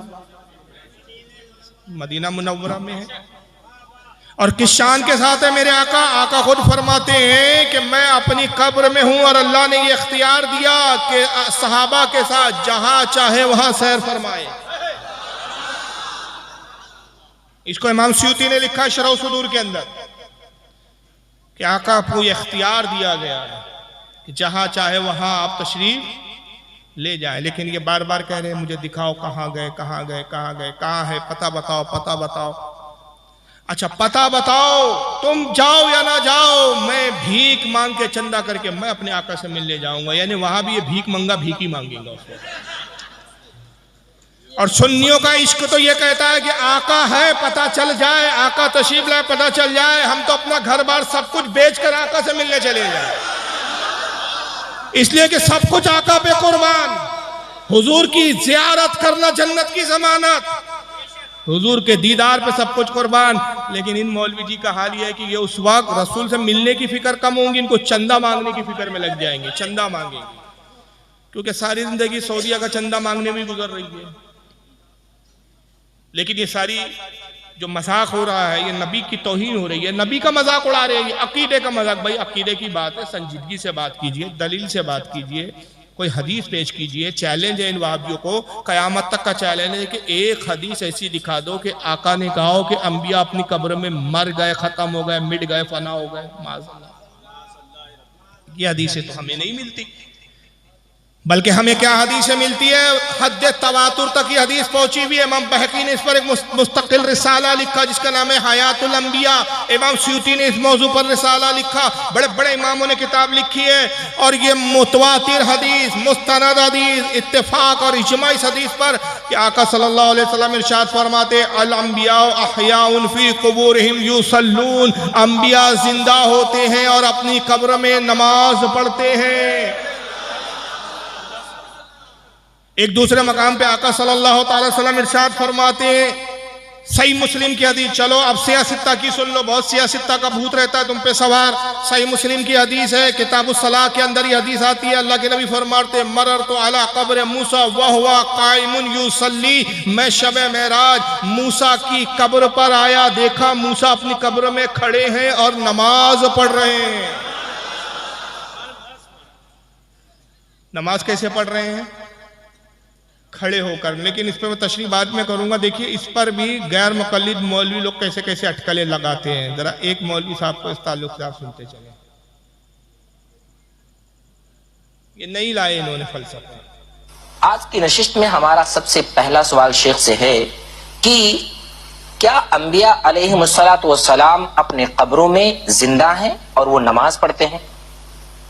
एक हदीस इस माना की मुस्लिम शरीफ में और दीगर किताबों में आती है, अल अंबिया अहयाउन फी कुबूरिहिम। एक हदीस में रसूल अकरम सल्लल्लाहु अलैहि वसल्लम ने इरशाद फरमाया कि मैं जब मेराज की शब में गया तो मैंने देखा हजरत मूसा अलैहिस्सलातु वस्सलाम अपनी कब्र में नमाज पढ़ रहे हैं। आमतौर पर यही तर्जुमा उसका किया जाता है, अंबिया किराम अपनी कब्रों में जिंदा हैं और नमाज पढ़ते हैं। नमाज पढ़ते हैं, ये तर्जुमा किया युसल्लून का। और जिन लोगों ने ये तर्जुमा किया वो ज्यादातर मशहूर हो गया है और सारे लोग यही तर्जुमा करते हैं। ये भूल जाते हैं कि युसल्लून का तर्जुमा यही हो, ये मुतय्यन हो, ऐसा नहीं है, क्योंकि सलात के माने दुआ के हैं अरबी में, तो सारे लोग यही तर्जुमा करते हैं। ये भूल जाते हैं कि युसल्लून का तर्जुमा यही हो, ये मुतय्यन हो, ऐसा नहीं है, क्योंकि सलात के माने दुआ के हैं अरबी में। तो हजरत मूसा अलैहिस्सलातु वस्सलाम को रसूल अकरम सल्लल्लाहु अलैहि वसल्लम ने देखा कि दुआ मांग रहे हैं। अंबिया किराम अपनी कब्रों में दुआ मांगते हैं। युसल्ली का मतलब ऐसे ही नमाज पढ़ते हैं। ये नमाज क़याम, रुकू और फिर सजदा, ये नमाज दीगर अंबिया किराम अलैहिमुस्सलातु वत्तस्लीम की शरीयतों की नमाज की मुताबिकत के साथ दुरुस्त नहीं। ये देखिए कैसे कैसे हथकंडे लाते हैं, कहीं की ईंट कहीं का रोड़ा, भानुमती ने कुंभा जोड़ा। कोई फजीलत नबी की हजम नहीं है। उस हदीस पे तस्करा कर रहे हुए मौलवी साहब कहते हैं कि रसूलुल्लाह की हदीस आती है कि हुजूर ने फरमाया अल अंबिया अहयाउन फी कुबूरिहिम युसल्लून। सारे लोगों ने यही तर्जमा किया, युसल्लून का तर्जमा कि नमाज पढ़ रहे हैं।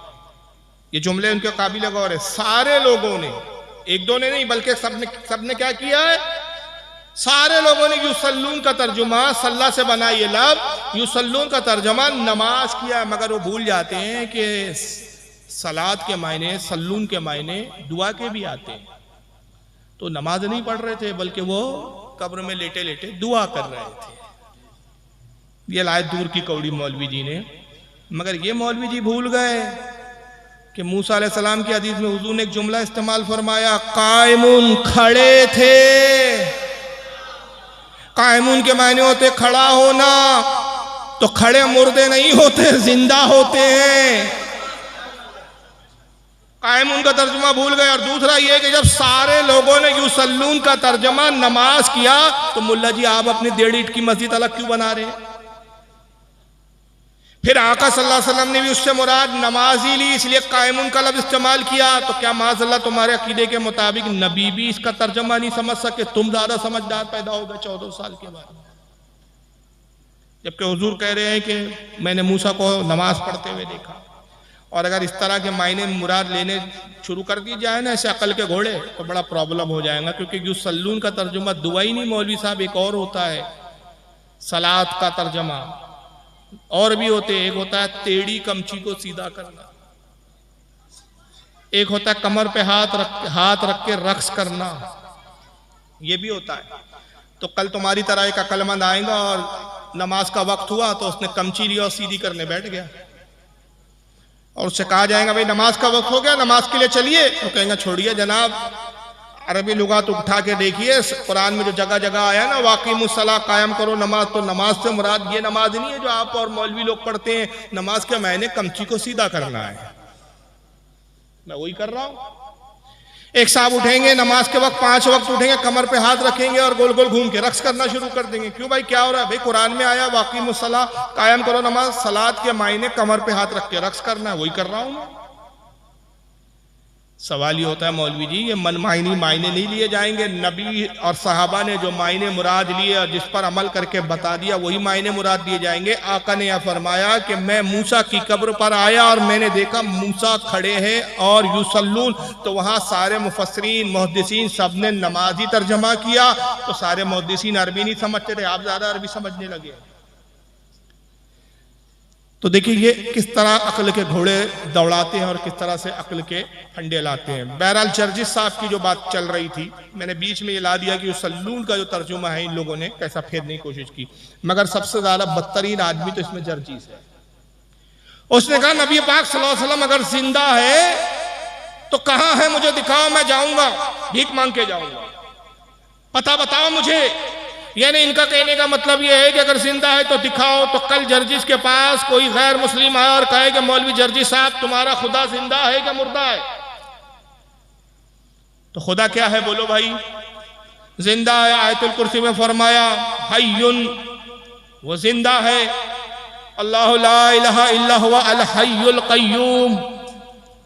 हय यानी जिंदा, कय्यूम यानी जिंदगी देने वाला, वो खुद जिंदा और दूसरों को जिंदगी अता फरमाने वाला। तो अल्लाह ने फरमाया अल्लाह जिंदा है। अब कोई आए और कहे कि जर्जी साहब खुदा जिंदा है तो मुझे पता बताओ अल्लाह है तो कहा मुझे एड्रेस दो, मैं अल्लाह से मिलने जाऊंगा। तो इनके अब्बा जान भी पता नहीं दे सकते,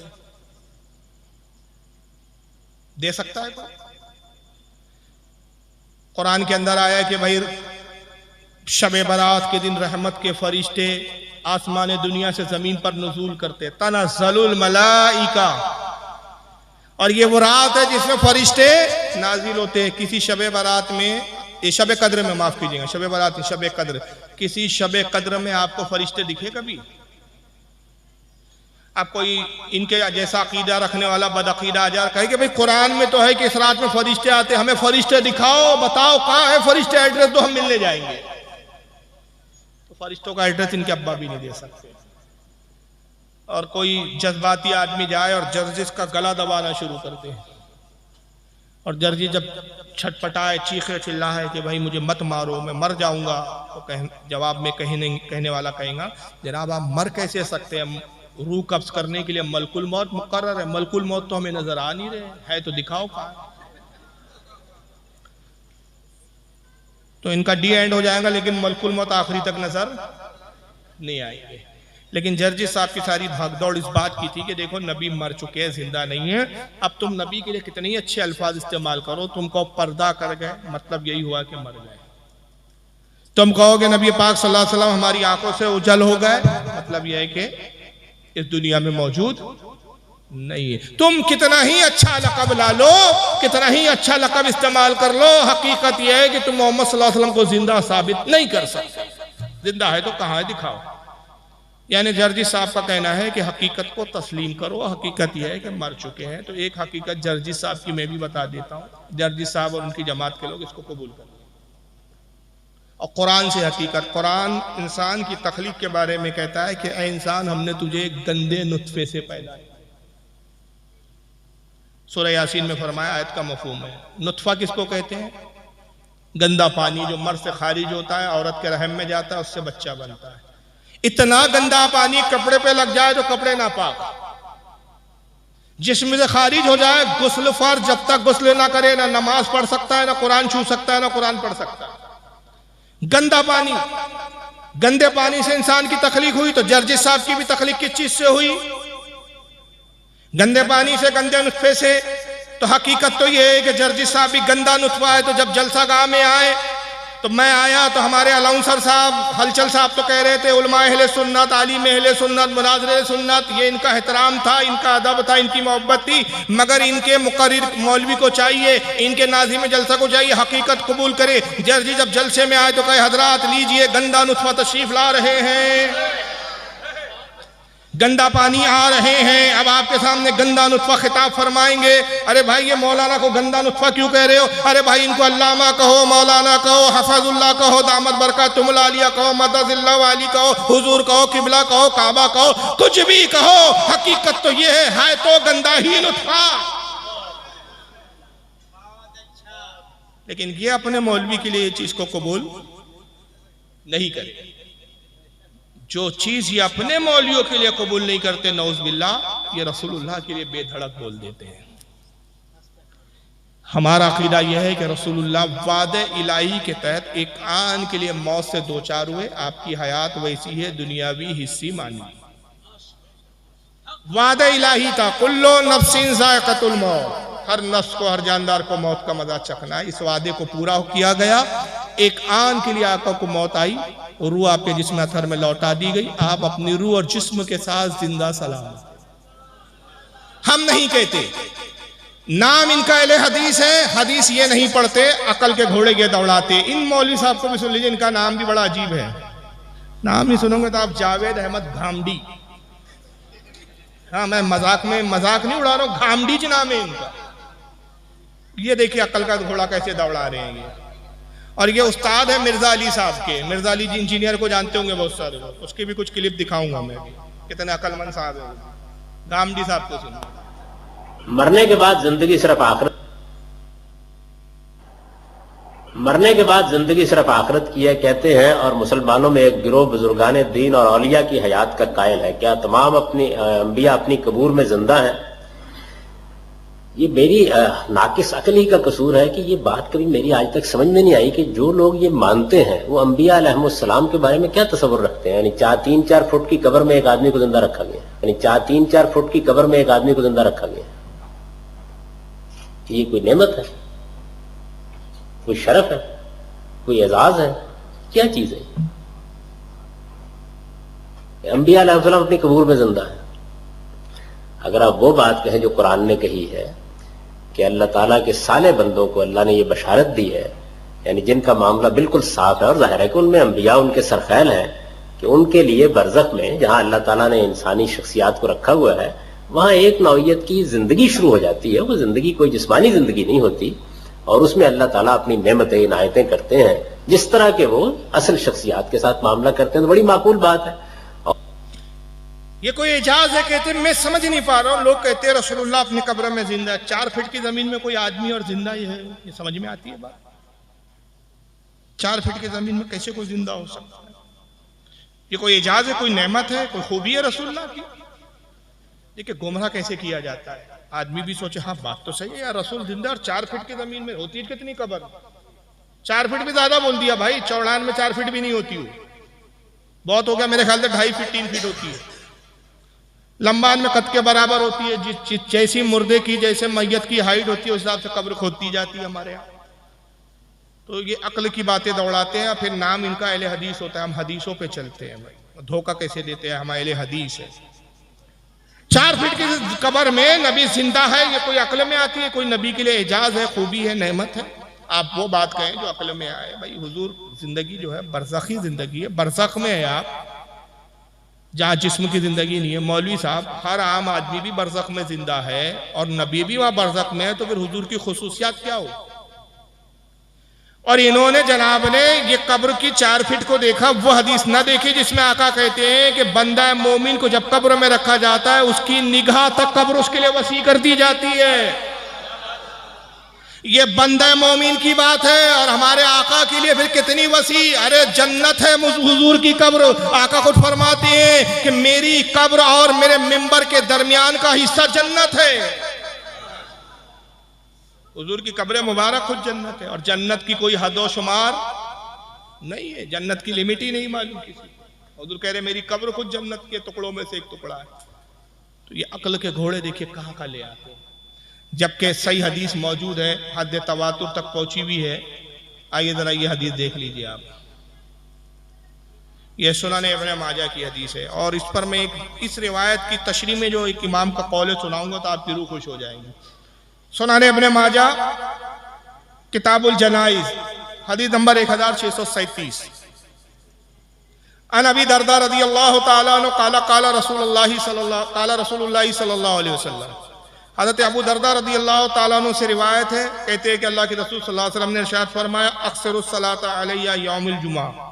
उन्होंने कहा लोगों जुमे के दिन कसरत के साथ मुझ पर दुरूद पढ़ो। रोजाना तो पढ़ो, ये नहीं कि जुमे को पढ़ो बाकी दिन ना पढ़ो, लेकिन जुमे के दिन क्या करो, कसरत से खूब खूब दुरूद पढ़ो मुझ पर। क्यों? फ़इन्नहु मशहुदुन तशहुदुल मलाइका, इसलिए कि जुमे का वो दिन है कि इस जुमे के दिन बड़ी तादाद में फरिश्ते मेरी बारगाह में हाजिर होते हैं। जब हुजूर कब्र में जिंदा नहीं है तो फरिश्ते आके करते क्या, मिट्टी का ढेर देखने आते हैं। अगर हुजूर आलम बरज़ख में है तो मुलाकात के लिए तो बरज़ख में जाना चाहिए, कब्र पर आके क्या करते हैं, आते इसलिए कि आका कब्र मुबारक में जिंदा है, हयात है। और रोजाना कितने आते हैं? इमाम दारमी रहमतुल्लाह अलैह, जो इमाम बुखारी इमाम मुस्लिम के उस्ताद है, सुनाने दारमी में नकल करते हैं सुबह 70,000 फरिश्ते आते हैं, शाम 70,000 आते हैं, रोजाना 1,40,000 फरिश्ते हुजूर की कब्र की मुबारक पर हुजूर की ज़ियारत और मुलाकात के लिए आते हैं। और एक फरिश्ता जो एक बार आएगा कयामत तक दोबारा आना नसीब नहीं होगा। इससे यह भी मसला हल हो गया जो कहते कब्रों पे जाना शिर्क है, कब्र पुजवा, ये सारे फरिश्ते 1,24,000 रोजाना कब्र पुजवा है जो कब्रों पर आते हैं। तुम हमें कब्रों से रोक सकते हो लेकिन फरिश्तों को तुम्हारा बाप भी नहीं रोक सकता। पता चला कि सबसे बड़े तुम्हारे अकीदे के बकौल सबसे बड़े अगर कब्र पुजवा है तो फरिश्ते हैं। 70,000 सुबह 70,000 शाम, लेकिन जुमे के दिन ये तादाद क्या हो जाती है, दुगनी हो जाती है। आका कहते हैं तादाद बढ़ जाती है, जुमे के दिन ज्यादा तादाद में फरिश्ते आते, इसलिए मुझ पर जुमे के दिन ज्यादा दुरूद पढ़ो। फ़इन्न अहदन लन युसल्लिया अलैया इल्ला उरिदत अलैया सलातुहु हत्ता यफरुगा मिनहा। आका कहते जब तुम में से कोई मुझ पर दुरूद पढ़ता है वो दुरूद फरिश्ते मुझ तक पहुंचाते रहते हैं। ये रिवायत क्या समझ में आ रही है? हुजूर की जिंदगी पता चल रही है कि नहीं चल रही है? तुम में से जो कोई दुरूद पढ़ता है मुझ पर, वो फरिश्ते मुझ पर दुरूद पहुंचाते रहते हैं, यहाँ तक के पढ़ने वाला खुद फारिग हो जाए, पढ़ने वाला दुरूद पढ़ना बंद कर दे, जब तक पढ़ता है फरिश्ते लाते रहते हैं। ये हदीस का टुकड़ा बड़ा खास है। इस हदीस की तशरीह में एक दूसरी हदीस इमाम अबू नुएम हिलियतुल औलिया में, इमाम बहकी दलाइलुन नबवा में, इमाम काजी अयाज किताबुश शिफा में, इमाम हैसमी मजमुउज़ ज़वाइद में, बड़े बड़े मुहद्दिसीन इसी हदीस के ज़िम्न में एक दूसरी हदीस दूसरी सनद से लाते हैं। और वो हदीस ये क्या आका कहते हैं जो फरिश्ते मुझ पर दुरूद पहुंचाते हैं वो दुरूद कैसे पहुंचाते? ऐसा नहीं कहते या रसूलल्लाह एक उम्मती ने दुरूद भेजा है, करोड़ों अरबों हुजूर के उम्मती है, कैसे पता चले कि भाई कौन से उम्मती ने दुरूद भेजा है? तो आका फरमाते हैं कि जब ये फरिश्ते मुझ पर दुरूद भेजते हैं, दुरूद पहुंचाते हैं मेरे उम्मती का, तो उस उम्मती का नाम बताते हैं, उसके बाप का नाम बताते हैं, उसके कबीले का नाम बताते हैं, जहां से पढ़ रहा है वो जगह बताते हैं, पूरा तारुफ पेश करते हैं। यहाँ तक कि फरिश्तों को ये भी पता है फारूक रज़वी महाराष्ट्र में रहता है, नागपुर का रहने वाला है, नागपुर से निकला अब ये आ गया है कलकत्ता बंगाल में साहब यहाँ एक जलसे में बैठा हुआ है और जलसे में दुरूद पढ़ रहा है। तो फरिश्ते कहते हैं या रसूल अल्लाह मोहम्मद इब्ने अब्दुल गफ्फार, जो कबीले से पठान कबीले से ताल्लुक रखता है, जो महाराष्ट्र का रहने वाला, हिंदुस्तान के महाराष्ट्र का रहने वाला है, शहर नागपुर का है, इस वक्त बंगाल की सरजमीन में कलकत्ता के इलाके में बैठकर एक मजलिस में आप पर दुरूद भेज रहा है। आका कहते जब उस उम्मती का नाम बताते हैं, बाप का नाम बताते हैं, कबीले का नाम बताते हैं, वो उम्मती मेरी निगाहों के सामने हो जाता है और मैं अपने उस उम्मती को ऐसे पहचानता हूं जैसे बाप अपने बेटे को पहचानता है।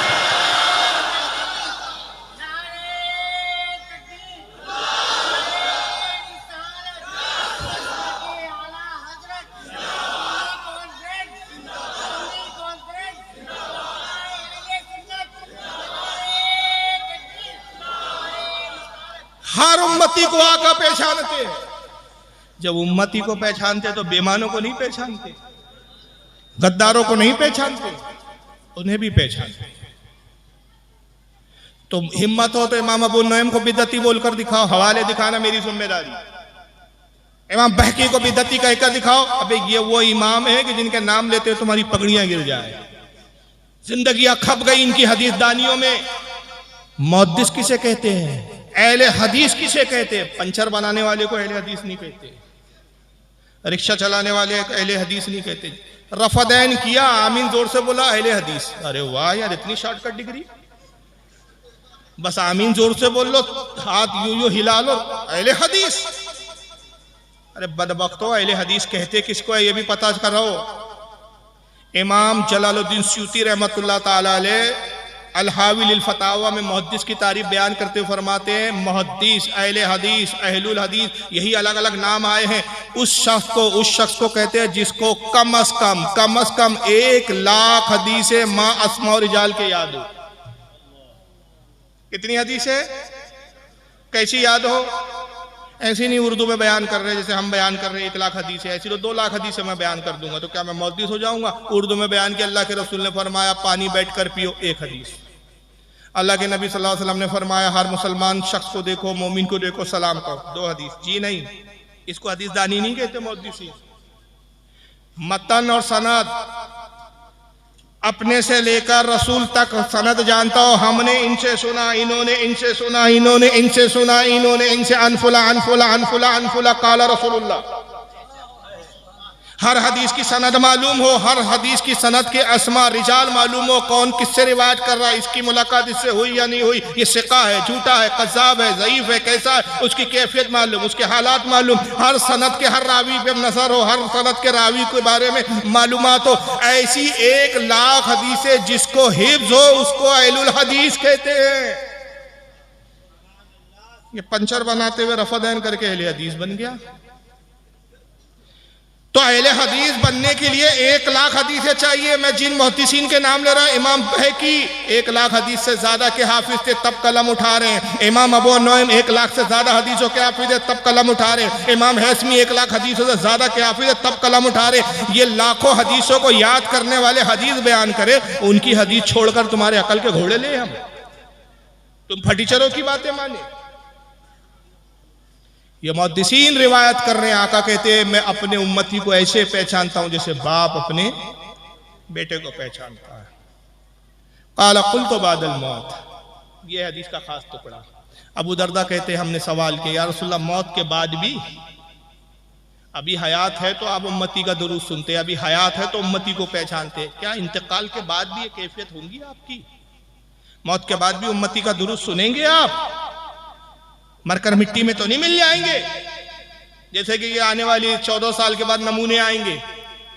काला व बादल मौत, फरमाया हाँ हाँ मौत के बाद भी मैं तुम्हारा दुरूद सुनूंगा। इसलिए इन्नल्लाह हर्रमा अलल अर्दी अन ताकुला अज्जादल अंबिया अलैहिस्सलाम व नबियुल्लाहि हय्युन युरज़क, इसलिए कि बेशक अल्लाह ने जमीन पर हराम कर दिया है कि वो अंबिया के जिस्मों को खाए। अंबिया अपनी कब्रों में जिंदा होते हैं और रिस्क पाते हैं। फ़नबियुल्लाहि हय्युन, बस अल्लाह का नबी जिंदा होता है, हय्युन जिंदा होता है, युरज़क रिस्क दिया जाता है। हदीसें तो कुछ कह रही है, ये कुछ कह रहे हैं। ये कह रहे हैं नबी को दिखाओ, नबी को बताओ कहाँ है, जिंदा है तो क्यों नहीं दिखते? जनाब अली देखने के लिए ईमान की आंखें चाहिए, वो तुम्हारे पास नहीं है। देखने के लिए वो मुफ्ती आजम की निगाह चाहिए जो कहते हैं कि सरकार के जलवों से रोशन है दिले नूरी, सरकार के जलवों से रोशन है दिले नूरी, ताहश्र रहे रोशन नूरी का ये काशाना। और मैंने माना जन्नत तुझ में हूरो कुसूर रहते हैं, मैंने माना जन्नत तुझ में हूरो कुसूर रहते हैं। आ मेरे दिल का तवाफ करके इसमें हुजूर रहते हैं, आ मेरे दिल का तवाफ करके इसमें हुजूर रहते हैं। अभी बात आई है कि नबी अपने उम्मत को भी जानते हैं। इल्म गैब भी साबित हो गया। इल्म गैब इसी को कहते हैं जो चीज छुपी हुई हो।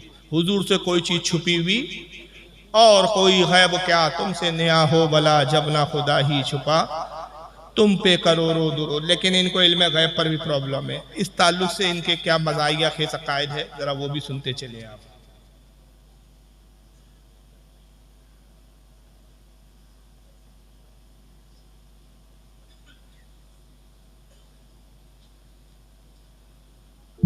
दुरूद शरीफ पढ़े आप। अल्लाहुम्मा सल्ली अला सय्यिदना मौलाना मुहम्मदिन रसूलिल्लाहि सल्लल्लाहु अलैहि वसल्लम। सुनिए, मैं नाम नहीं बता पाया शायद, ये मौलवी महराज रब्बानी साहब है, घुटे हुए अहले हदीस फिरके से ताल्लुक है इनका। पहले हिंदुस्तान में रहते थे, सऊदीया की खैरात पे पल रहे हैं आजकल ये।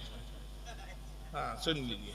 नऊजुबिल्लाह, बल्कि यहां तक कहा गया है, औजुबिल्लाह, मैं कहता हूं ये तो शेख अब्दुल कादिर जिलानी का ये शेर हो ही नहीं सकता। लेकिन अपने नादानों ने, अपने जालिमों ने किस तरह से शेख अब्दुल कादिर जिलानी को बदनाम किया।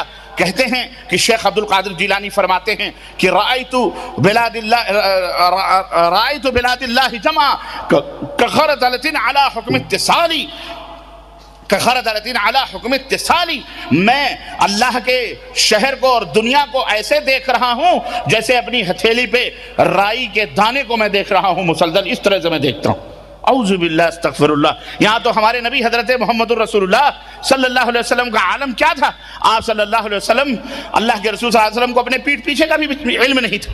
अल्लाह के रसूल सल्लल्लाहु अलैहि वसल्लम को दीवार के पीछे का भी पता नहीं था कि इसके पीछे कौन है, क्या कर रहा है, क्या नहीं कर रहा है कि नहीं, है क्या नहीं। रसूल को दीवार के पीछे का इल्म नहीं था। अनारकली की औलाद, दीवार से बड़ी मोहब्बत है इनको, अनारकली को दीवार पे चुनवा दिया, हालांकि फर्जी कहानी है वो। मुगल आजम की कहानी जो है वो क्या है, फर्जी। अनारकली नाम की कोई औरत कभी जिंदगी में कोई किरदार है ही नहीं, लेकिन वो फिल्म ऐसी बनी कि साहब लोगों के दिमाग में यह है कि अनारकली नाम की कोई औरत थी, कोई रक्कासा थी जिसपे जहांगीर साहब जो है फिदा हो गए थे। तो दीवार के पीछे का इल्म नहीं था। हर वहां भी उठे सुठे यही लाएगा, दीवार के पीछे का इल्म नहीं था। और वो इतराज उसने इस बात पर किया कि सरकार गौसे आजम का एक कसीदा है जो गौसे आजम ने खुद लिखा है, उसको कहते हैं, अरबी में इसका नाम है कसीदा खुमरिया, और आम जबान में उसको मशहूर व मारूफ जो नाम है वो कसीदा गौसिया। उस कसीदे में सरकार गौसे आजम ने अपना मकाम व मर्तबा खुद अपनी ज़बानी बयान किया है। मेरा मकाम क्या है, मेरा दर्जा क्या है। उसमें बहुत सारे अशार हैं, बहुत पढ़ने से ताल्लुक़ रखते हैं, और उसकी बुजुर्गान दीन ने तिलावत की बड़ी फजीलत बताई है। आला हज़रत ने फ़ारसी में उस कसीदे का तर्जुमा भी किया है, मज़मूम तर्जुमा किया है, मंजूम तर्जुमा। तो वो कसीदे की बड़ी बरकत है, जिसमें गौस पाक कहते हैं कि अल्लाह ने मुझे ये दिया कि अपने राजों से वाकिफ़ किया। वला क़ैतु सिर्री फ़ौक़ा मैतीन लिक़ामा बिक़ुदरती मौला ताली, अल्लाह ने मुझे वो राज बताया कि अगर मैं अपने राज को किसी मुर्दे पे जाहिर करूं तो अल्लाह की कुदरत से वो जिंदा हो जाए। उस कसीदे में कई कहते हैं, मुरीदी ला तकफ अल्लाह रब्बी अतानी रिफतो निलतुल मनाली, ऐ मेरे मुरीद किसी से खौफ ज़दा ना हो, किसी से डर नहीं, अल्लाह ने मुझे वो मकाम अता किया है। कौन आ रहा है? हेलो,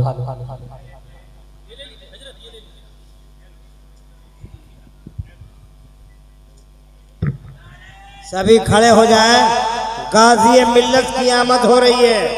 गाजी मिल्लत तशरीफ ला रहे हैं हज़रत अल्लामा गुलाम रसूल बलियावी साहब, मोहतमी में दार शरिया पटना की आमद हो रही है।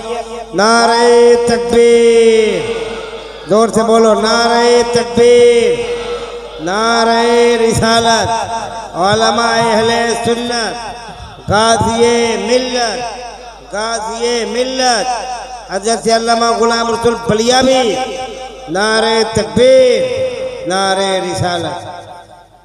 वाह वाह वाह वाह। आप तशरीफ रखें, आप सभी नीचे बैठ जाएं, सभी नीचे बैठे। आप बलियावी जी आ गए हैं, आ गए हैं, देख लीजिए, ये है मौलाना गुलाम रसूल बलियावी साहब आ गए, माशाअल्लाह। अस्सलाम वालेकुम। माशाअल्लाह, सुभानअल्लाह। काज़ी मिल्लत हज़रत अल्लामा मौलाना गुलाम रसूल बलियावी साहब दामत बरकातुहुल क़ुद्सिया की तशरीफ़ आवरी हुई है। उनके चेहरे ज़ेबा की ज़ियारत से आप और मैं सब हम मुस्तफ़िज़ हो रहे हैं। अल्लाह ताला हज़रत की उम्र में बरकत अता फ़रमाए, हज़रत को हवादसात ज़माना से महफूज फरमाए, और कौम मिल्लत की खिदमत करने की तौफीक अता फरमाए, और हज़रत से हम सबको फैज़ियाब व मुस्तफ़िज़ फरमाए। तो बात क्या चल रही थी? इल्म गैब के बारे। हाँ, शेख अब्दुल कादिर जिलानी। तो सरकार गौसे आज़म का कसीदा गौसिया है। उसमें गौसे पाक रज़ी अल्लाह ताला अन्हु ने अपने मकाम व मनसब का इज़हार किया। उसमें एक शेर है, वो फरमाते हैं नजर तो इला बिलादिल्लाहि जमा का खरदलतीन अला हुक्म इत्तिसाली। मैं अल्लाह के शहरों को ऐसे देख रहा हूं जैसे मेरे हथेली में राई का दाना रखा हुआ। अब गौसे पाक का जब यह इल्म का आलम है, गौसे पाक को अल्लाह ने वो इल्म गैब अता किया कि आप अल्लाह के तमाम मुल्कों को, अल्लाह के शहरों को ऐसे देख रहे हैं जैसे हथेली में राई का दाना। अभी हमारे उलमा ने इस बुनियाद पर यह दलील कायम की कि जब रसूल की अता से गौसे आजम की नजर का यह आलम है तो मुस्तफ़ा की नजर का आलम क्या होगा, हुजूर के गैब का आलम क्या होगा। तो महराज रब्बानी साहब उसका जवाब दे के कहते हैं कि ये शेख अब्दुल कादिर जिलानी का कसीदा है ही नहीं, ये उनका कसीदा हो ही नहीं सकता। भाई आपके इनकार से क्या होता? किताबों में वो कसीदा मौजूद है, किताबें मौजूद है, उसकी सनदें मौजूद है, उसका जिक्र मौजूद है, उसके तस्करे मौजूद है। बड़े बड़े वक्त के मुहद्दिसीन ने उसका कसीदे का जिक्र किया। मुल्ला अली कारी जैसे वक्त के जय्यद मुहद्दिस ने नुज़्रतुल फ़वातीर में उसका जिक्र किया है। हज़रत इमाम अब्दुल्ला याफ़ई ने उसका जिक्र किया है। बड़े बड़े मुहद्दिसीन ने उस कसीदे का जिक्र किया है। तो आप हो कौन जनाब कि जो आपकी बात को तस्लीम किया जाए? अब उस पर वो कह रहे हैं कि गौसे आजम का कसीदा नहीं, क्योंकि गौसे पाक कैसे कह सकते हैं कि मेरे हाथ में राई के दाने की तरह मैं दुनिया के मुल्कों को देखता हूं। हमारे नबी का तो ये हाल था कि दीवार के पीछे का इल्म नहीं था उनको, अपनी पीठ के पीछे के बारे में नहीं जानते थे। और टाइटल क्या लगा इन मौलियों को, जुब्बे इबा कुबा सारे ऐसे सज धज के आते हैं बिल्कुल बाराती दूल्हे की तरह के। मालूम होता है कि भाई इनसे बड़ा अल्लामा रूए जमीन पर इस वक्त था ही नहीं, जैसे बिल्कुल मुहद्दिस आजम चले आ रहे हैं।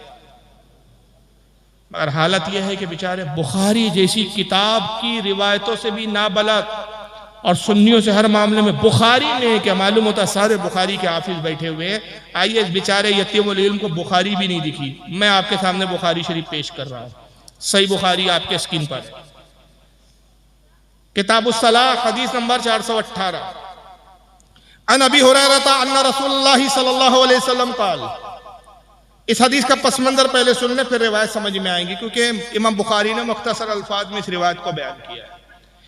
फतुल बारी में इमाम इब्न हजर अस्कलानी वगैरह और हज़रत इमाम कुस्तलानी इरशादुस सारी वगैरह में नकल करते हैं कि हदीस पूरी मुकम्मल यह है कि आका सल्लल्लाहु अलैहि वसल्लम नमाज पढ़ा रहे हैं, पीछे सहाबा इकराम मौजूद है मुक्तदी की हैसियत से। बाज़ सहाबा का नमाज में उस वक्त दिल नहीं लग रहा है, कुछ दुनियावी ख्यालात है, किसी का बाजार में है, किसी का काम की तरफ तवज्जो है, गर्मी के दिन है। बाज़ सहाबा नमाज की हालत में अपनी दाढ़ियों को खुजा रहे हैं और आका का रुख किधर है? किबले की तरफ। आप मेरी तरफ देख रहे हैं, आपके पीठ के पीछे क्या हो रहा है आप जानते हैं?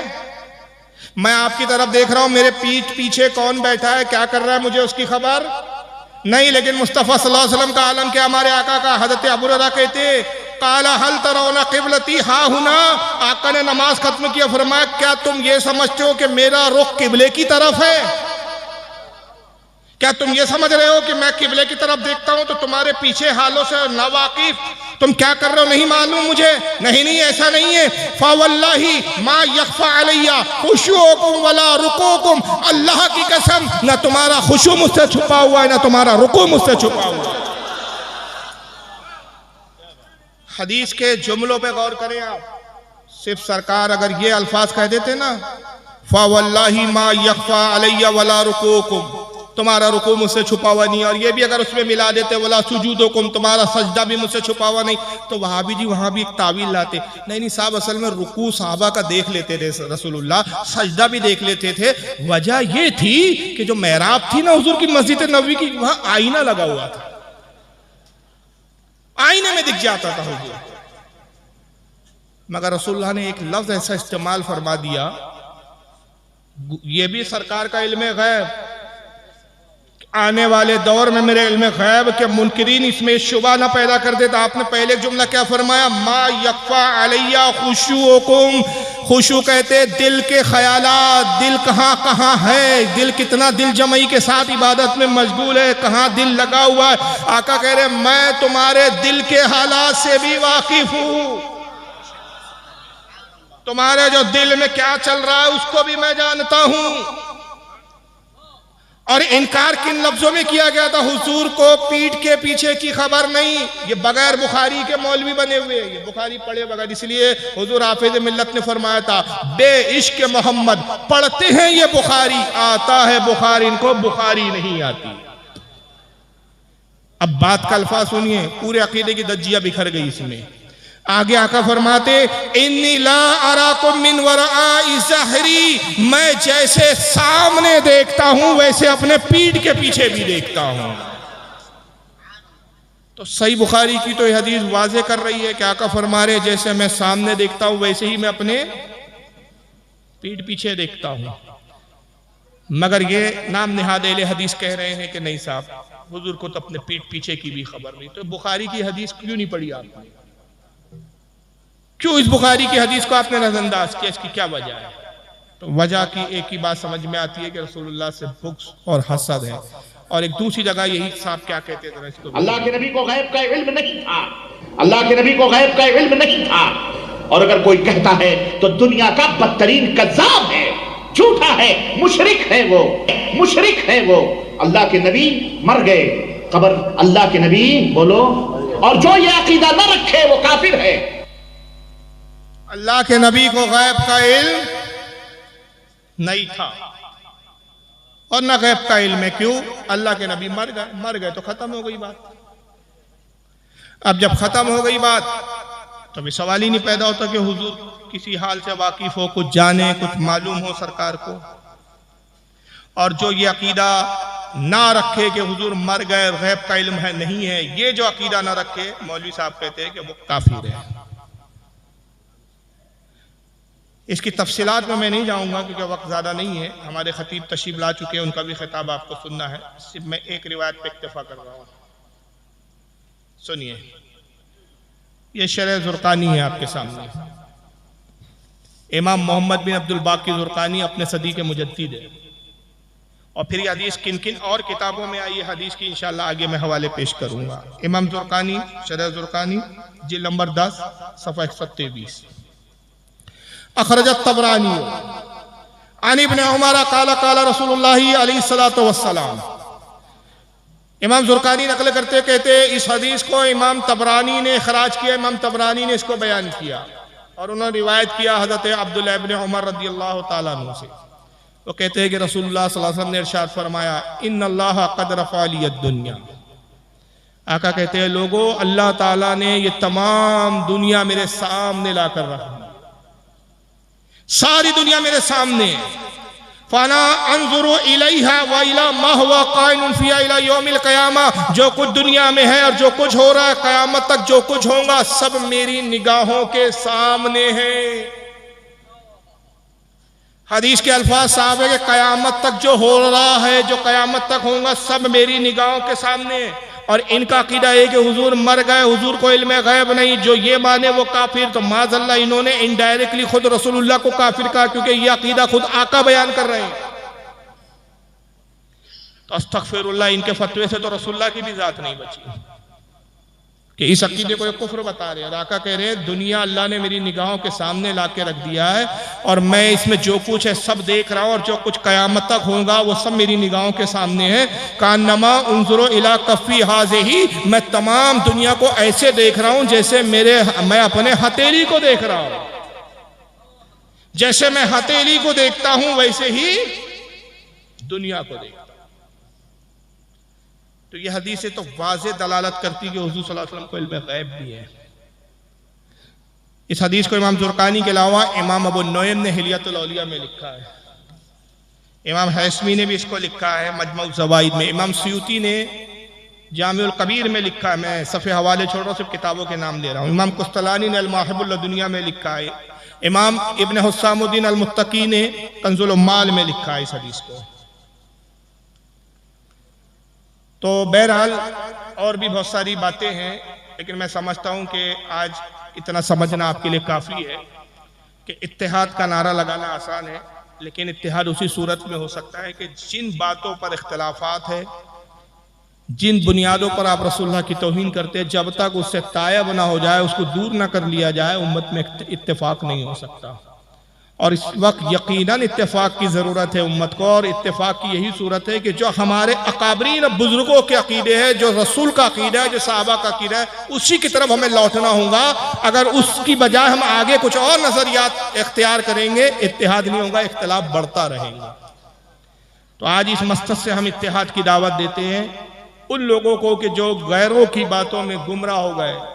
तहकीक कीजिए खुदा के वास्ते, अपने अकाबरीन की किताबों को पढ़िए, हदीसों का मुताला कीजिए और उन सारे अकायदों को खंगालिए जो अहले सुन्नत व जमात, जिनको आप बरेलवी कहते हैं, जिनको आप रज़ाखानी कहते हैं, आप कोई भी नाम हमें चिढ़ाने के लिए दे दे, कोई प्रॉब्लम नहीं है, मगर आप तहकीक कीजिए कि हमारे अकीदे कुरान और हदीस के मुताबिक है या नहीं। और यकीनन हमारे अकीदे कुरान और हदीस के मुताबिक है तो उसी अकीदे की तरफ लौट आइए।